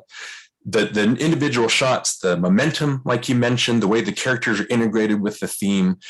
I've talked about this before, and you've talked about it on your podcast. There are huge continuity errors in this movie that would be debilitating in any other movie. Yeah. Starting off with, I think you and your dear departed co-host even talked about, we were on an episode, when you see the dinosaur dug out at the beginning and it's fully formed, that wouldn't happen. You know what I mean? Like, they're not going to be found in it's going to be, but because it's Spielberg, you need to get information across. It's not going to be the same of, well, let's go to 8 different places on this dig site and find the pieces. You want to see a whole dinosaur to get it, right? Yeah. And then it goes to the T-Rex. How was it able to climb a 60-foot gap? When Grant and the Lexi character are going to fall off. Yeah. A second ago, the goat was there and the T-Rex walked through, and you could try to manipulate the geography, but no, there's only one part of the gate that's broken through. You can look at it. Yep. Or it cuts later. There's Timmy gets his hair fried, right, and his hair's all up, and they hide in the kitchen. And then it cuts to Ellie and Grant talking about, oh, we'll be safe as long as you don't figure out how to open doors. And then it cuts back to the kitchen. When you cut back to Tim, his hair is all wet and it's combed. Yeah. Did he have time to do that? But when you're watching those flubs, Spielberg's direction, and I don't know of any other director that could do this. This is what I'm talking about when his instincts and his intuitiveness are just off the chart, otherworldly. Is you don't care about that stuff when you're watching the movie, because he wants to get certain points across, and he does it and so masterfully that it's only, I didn't notice that T-Rex flub until a decade after. I was like, hold on a second, you know what I mean? But that's exactly right. And let's be honest about something. Most people love to point that out, but they only learned it in IMDb trivia section or on somebody's like Cinema Sins, some kind of cynical YouTube channel. So like some people probably figured it out themselves, but most people didn't. It took an asshole pointing it out to you, and you're like, "Oh my god!" But here's the thing: all of Spielberg's, and that's one of the things he's famous for. And people actually know movies, like you know this. His movies are rife with continuity errors, all of them. He doesn't care. They're not flubs. He just doesn't give a shit because he intuitively knows. To your point, he intuitively knows if I've got the scene, you're not even going to pick up on it. And if you do pick up on it, you're not going to care. But most people, he knows he is able to direct your gaze with his camera, which most directors can't do anymore, which is partially the point of direction. It's not just pointing cameras at people as they act. It's the audience's perspective. He knows how to use and manipulate the camera to not just effectively shoot what he's doing, like in Jurassic Park. There's no boring shots. There's so much dynamism to the camera.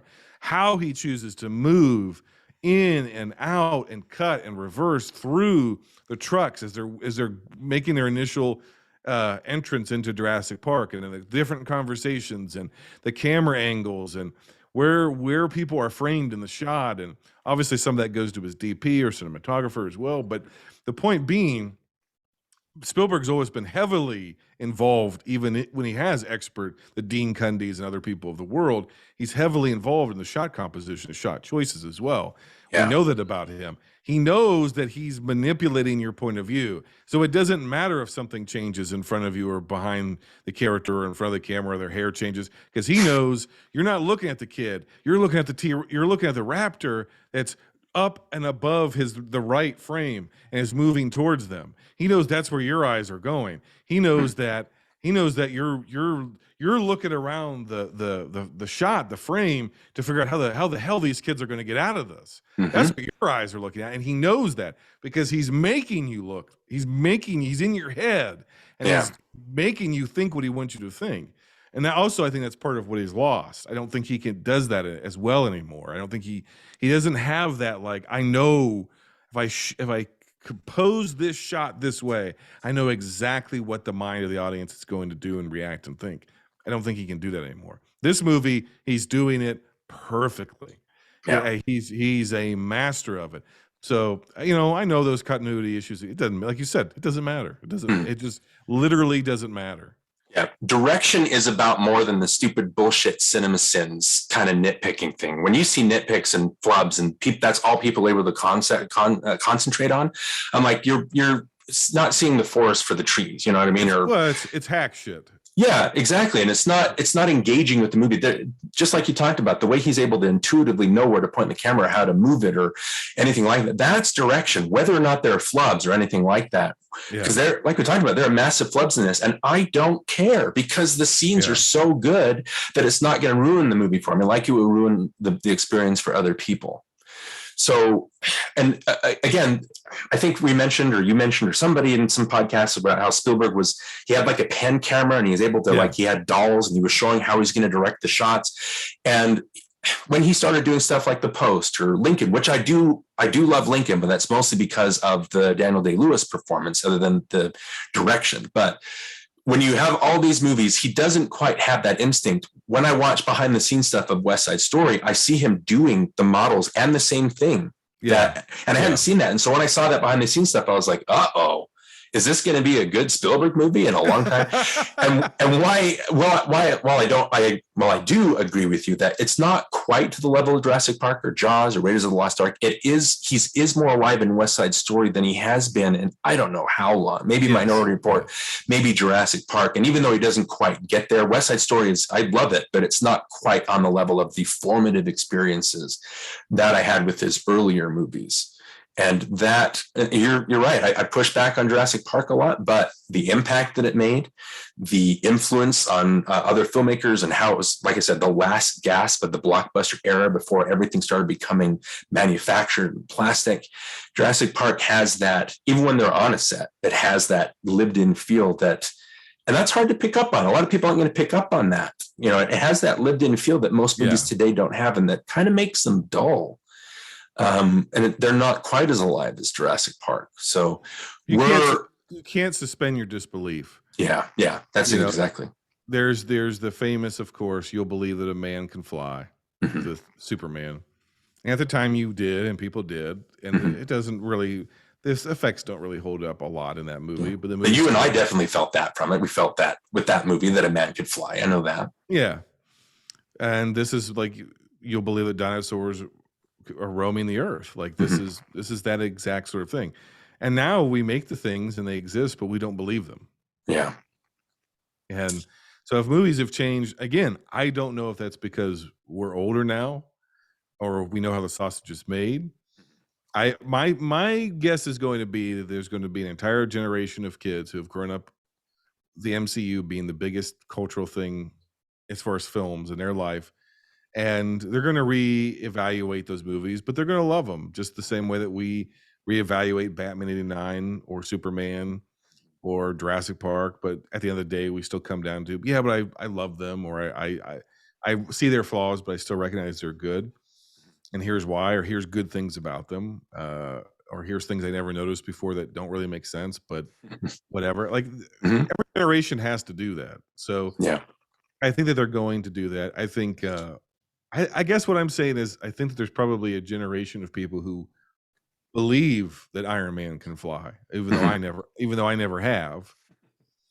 And that doesn't make them wrong or dumber or lesser as movie fans. It's just this is their time. Yeah, that's their thing. Right. It's their thing. And so there's people I don't know. I don't know that young people, or I know there's been some controversy about Jurassic Park on Twitter recently. We have to get into it because I know we're wrapping up, but I can't separate part of myself from that. There's the critical part of my brain, but there's also just the guy that loves movies. Right. And I don't ever want to be divorced from both of those. I don't ever want to be at the point where all I do is just hate on movies and critique them. I want to love movies, and I got to the point of I wanted to analyze movies and think about movies and critique movies because I love them. If it's not coming out of a place of love, I love the craft of movies. I love the experience of being caught up in a story. I love, going into another world and having my imagination and my emotions and things tingled and thought processes that I never would have thought of before opened up to me. If that stops and all it becomes about is like, well, I don't like CGI and they don't make them like they used to, then I've become a curmudgeon, and it's time for me to get out of the business. It's time for me to shut down the podcast, and nobody needs that, because nobody needs me just spewing poison on their life, the things that they enjoy, because I hate it when people do it to me on the things that I love. I hate when people are like, that Jurassic Park really sucks. I'm like, no, you weren't there, right? I don't want to be that guy. I don't want to be that guy.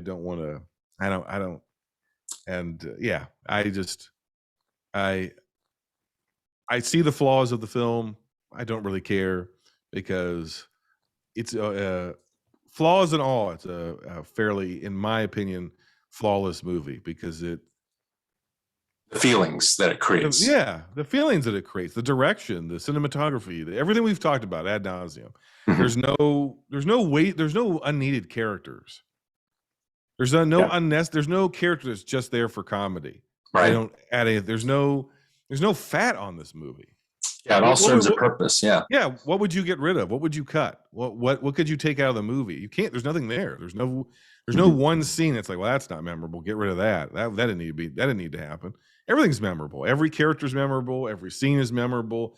There's so many gifts and me. I mean, we all know these lines because there's nothing that's done or said that's like superfluous. It's all there, and at the same time, to use a term you use, it doesn't feel mechanical.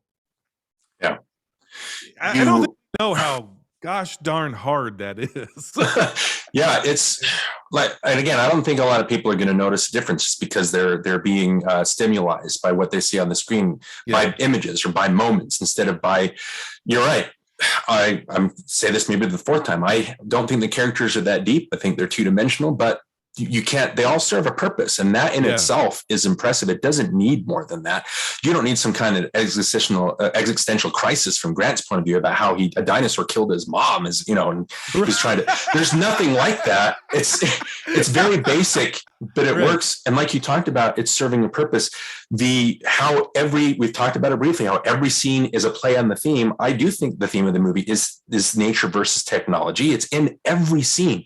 You could give me a scene and I could make an argument that, like you talked about with the raptor introduction at the beginning, when you see introduced to Grant and he touches the computer to show the dinosaur and it fudges, right?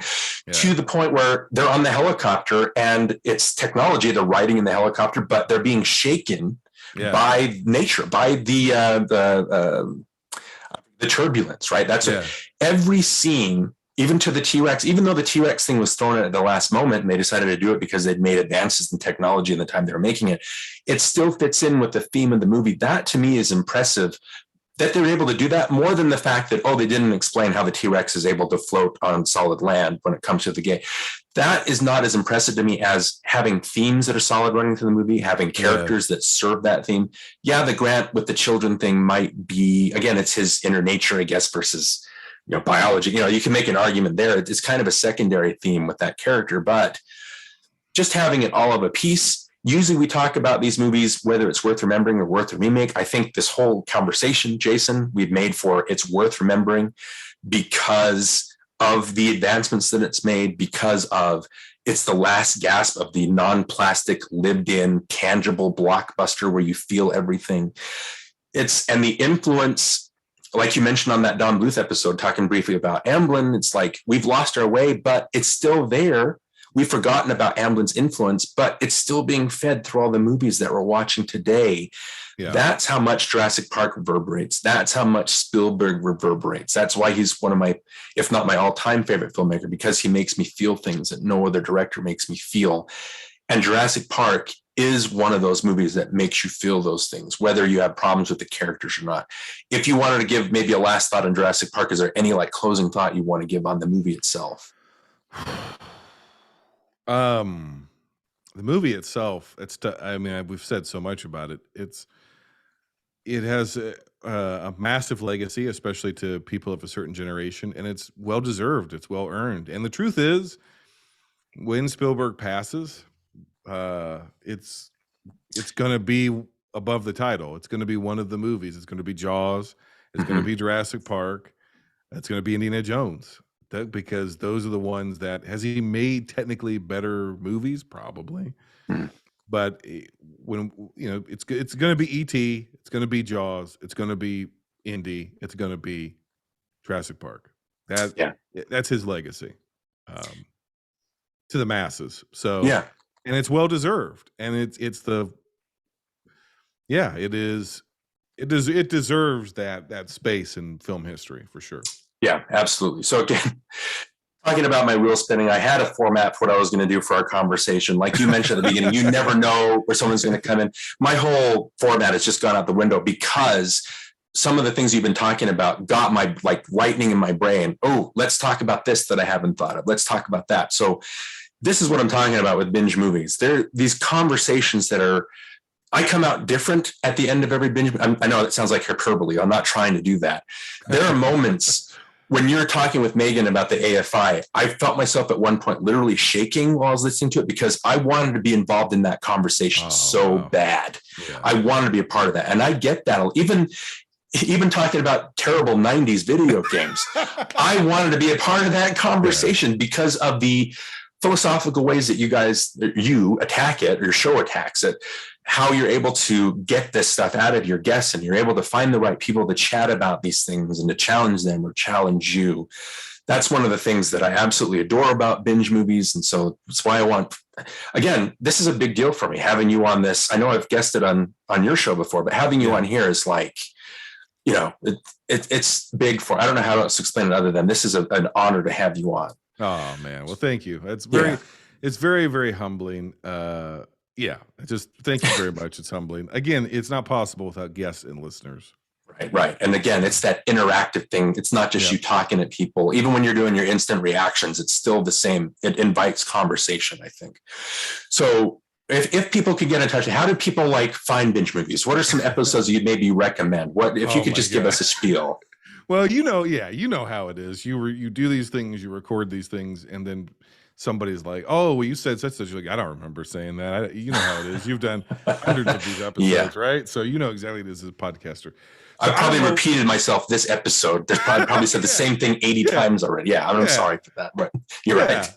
Yeah, it's just the way this works. So I don't know what I would recommend. What I would say to your listeners or to people who are listening to this is that Binge Movies covers the full spectrum of films. We don't just cover good movies or bad movies or great movies. We cover it all. So we will do, the AFI top 5 in a season. We'll do Stanley Kubrick in a season. That's the current season we have out now.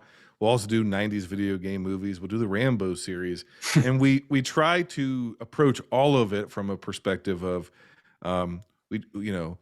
organically, we try to be, as things come up, if something humorous happens, we're not a comedy podcast. We're not making fun of movies. Mm-hmm. There are movies that do get made fun of, or aspects of movies that get made fun of.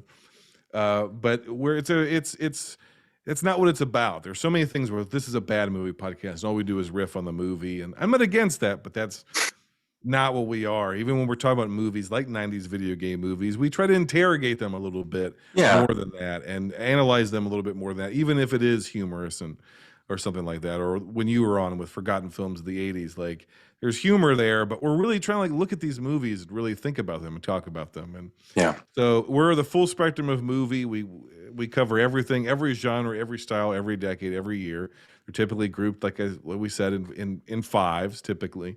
And we're available on every podcast platform that you have: Apple Podcasts, Spotify, all the above. You can find us on Twitter at Binge Movies. You can find us on letterboxd.com/Binge Movies. You can keep up with the show on there, stuff we've got coming up. This year, we're doing something we're calling the Binge Movies Challenge, which is we're inviting our listeners to experience what it is to be a host or guest on Binge Movies. And we're going to cover, in our main ranking episodes, over 100 films this year. And we're inviting our listeners to binge along with us and our guests. And people are doing it. People are participating. So you can find that. People are using the hashtag Binge Movies or hashtag Binge Movies Challenge.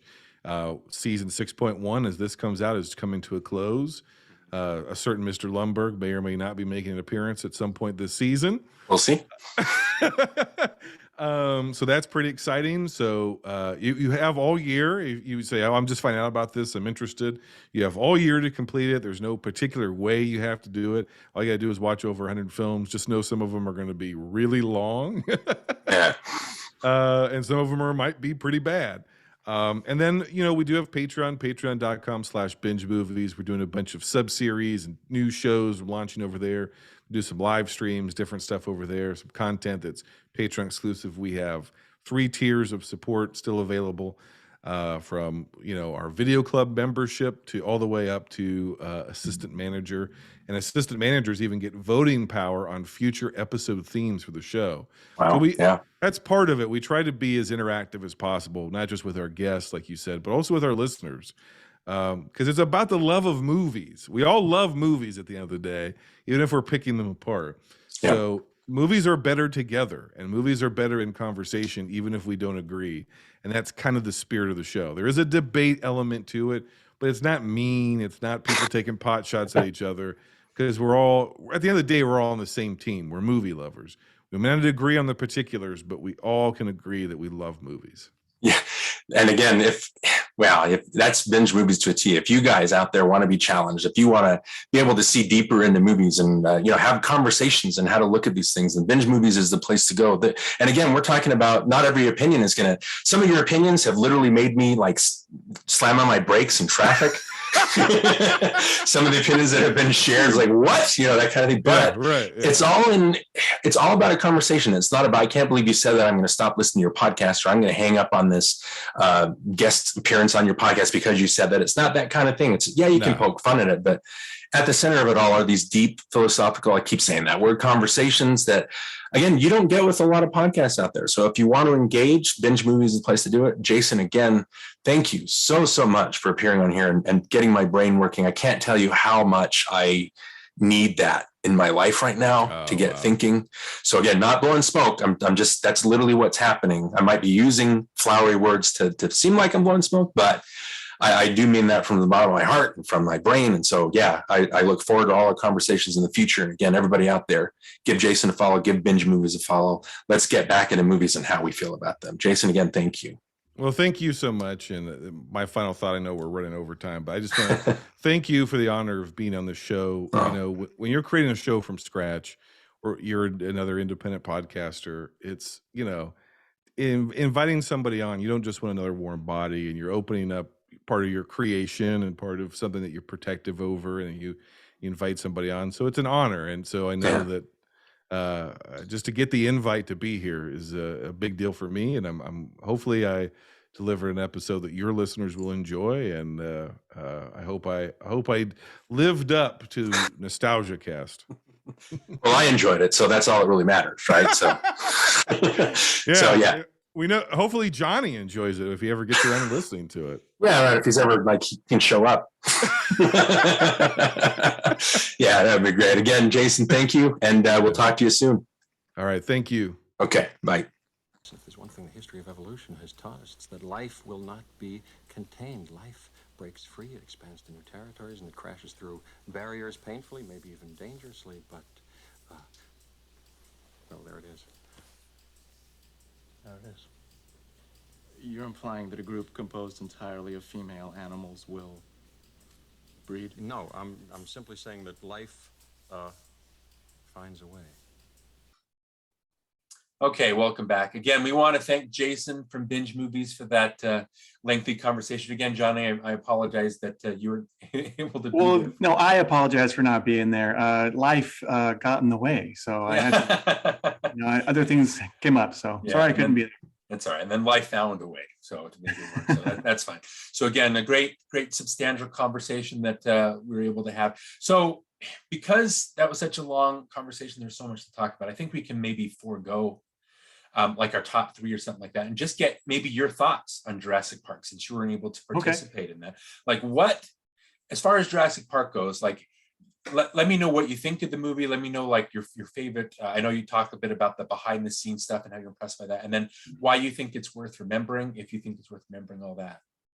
Okay, well, real quick, my history with it is I didn't latch on to all the hype. I know it was really big. We were both in high school at the time, and I do remember a friend of ours who's been on our podcast with us, Jason Payne. He used to read the book in our acting classes during like just downtime, and I remember like not really being that interested in it.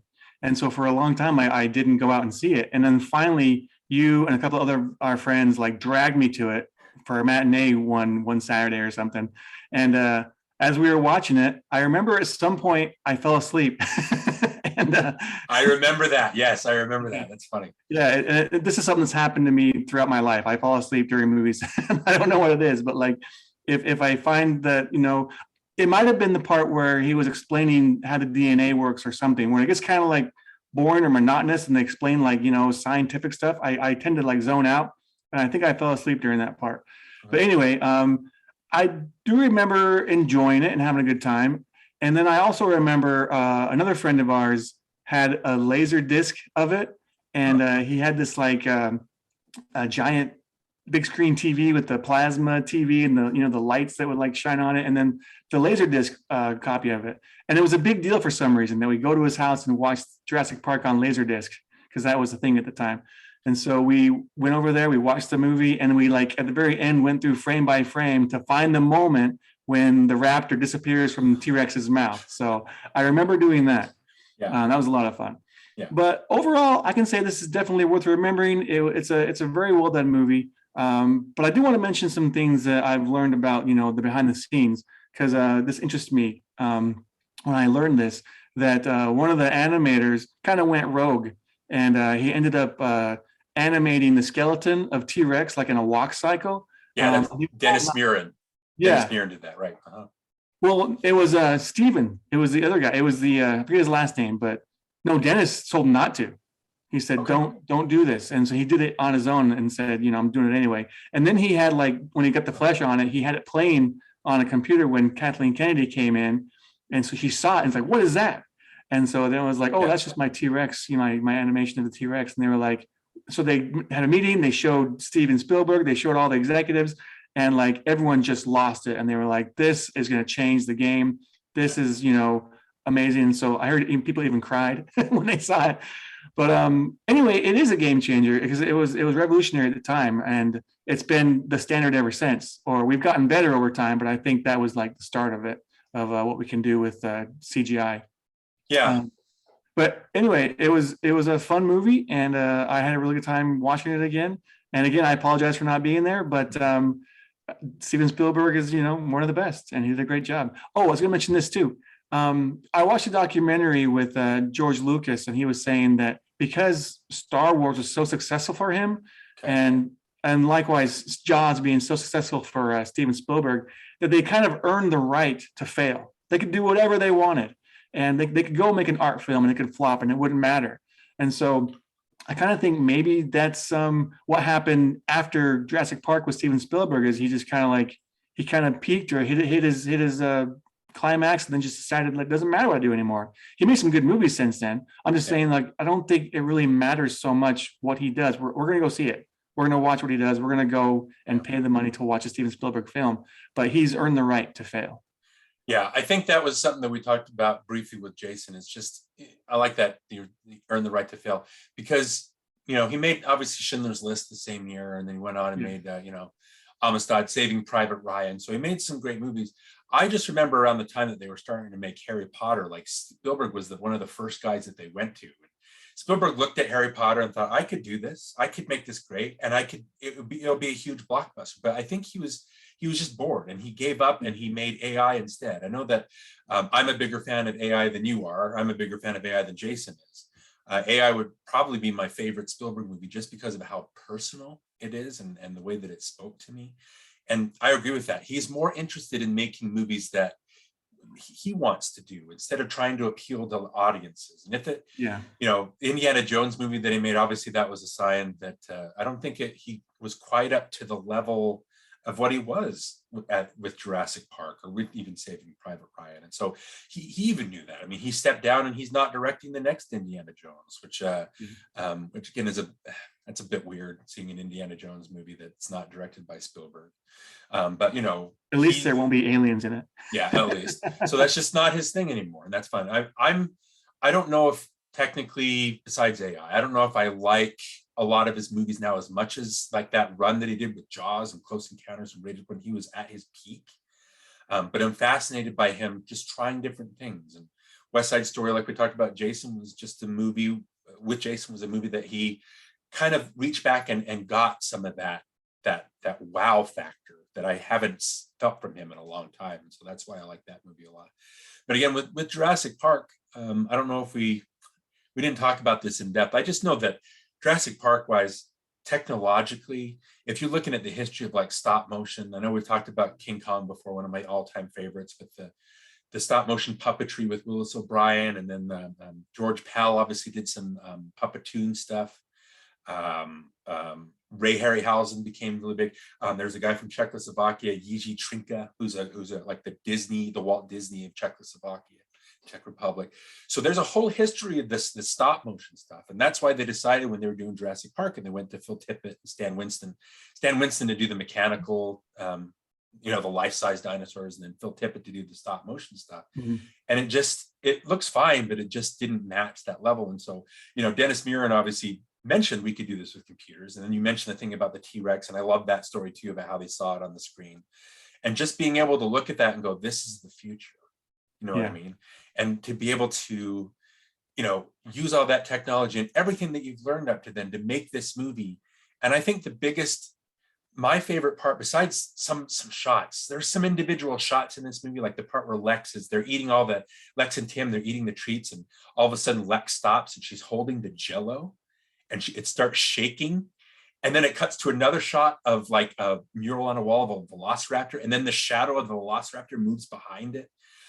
There's the shot when they're Ellie and Malcolm and the Muldoon character being chased by the T-Rex, and it has that quick shot of the T-Rex in the mirror saying objects in mirror closer than they right, yeah, I love that. You know, and the shot at the end when the banner comes down, when dinosaurs really rule the earth. I know it's a bit on the nose, but just some of those shots are just so fantastic, you know what I mean? And it just kind of hits you there. And so you know, that's one of my favorite things about the movie. It just works. And so I don't know. It's just a fantastic, beside the flaws of the characters and things like that, it still just works. And I love that Spielberg, that's what I love, is he in interviews, he's able to say, I just wanted to shoot it from a kid's point of view, and the awe and the wonder of what you would want to see in a dinosaur movie, you know what I mean? And so that really gets across, and that's why, flaws and all, it's why it kind of transcends. Yeah, I will say I haven't really followed the remakes. I know they've done some sequels, and I think I've seen them, but I don't think I've really got too invested in any one of those movies. And then obviously they've got I'm not too excited about it, but the final one, I can't remember the name of it, just Jurassic World. Something like that. Yeah, but it brings back like the Sattler characters and the Grant characters and Malcolm, obviously trying to close it down, maybe doing like an X-Men Days of Future Past kind of crossover kind of thing with the old and the new. But so I think there's still an appeal. I know Jurassic World made over $1 billion. I didn't follow up on Fallen Kingdom. Dominion, Jurassic World Dominion, I think. Oh, okay. Anyway, doesn't matter. You're going to go see it whether you want to or not. So, okay. So that was Jurassic Park. Again, very formative film. Worth remembering. We've all kind of agreed on that. So for next time, again, we've got another guest. Her name is Natasha Alvar. She writes for, she's the editor, the main editor for a website called Cultured Vultures.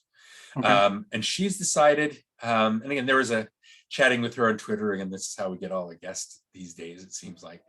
She was able to try and pull something for us with John Badham and Stakeout, or she was trying to arrange something. And that kind of earned her the right, I think, to do the movie that she wanted to do. I know that we usually give like 3 movies and let everybody choose. She chose The Parent Trap.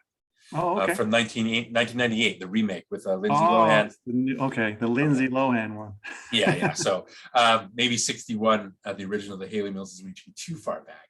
But again, like, I know that the like Disney movies and things like that, or the teeny bopper kind of stuff, we kind of push back on things like that out here. But I just thought that, with her trying to, I was chatting with her and stuff about Stakeout, and she's like, oh, I know I chatted with John Badham in an interview. Maybe I can get a hold of his publicist and see if we can arrange like a little interview for you guys. And I was like, whoa, like, yeah, that'd be awesome. That would be great. But obviously it didn't pan out. But the fact that she tried, I just think is just fantastic. So we gave her the right to choose whatever movie she wanted. She chose The Parent Trap. So that's definitely something we'll want to go into. And maybe you want to go into your history of the original classic. You seemed like you wanted to talk about that one more than me. Yeah, that'd be great. I'd love to do that. Yeah. Okay. All right. So let's do that. So next time, let's talk about The Parent Trap from 1998. But until then, I'm Darin Lumberg. And I'm Johnny Craddock. And we'll catch you guys next time in NostalgiaCast.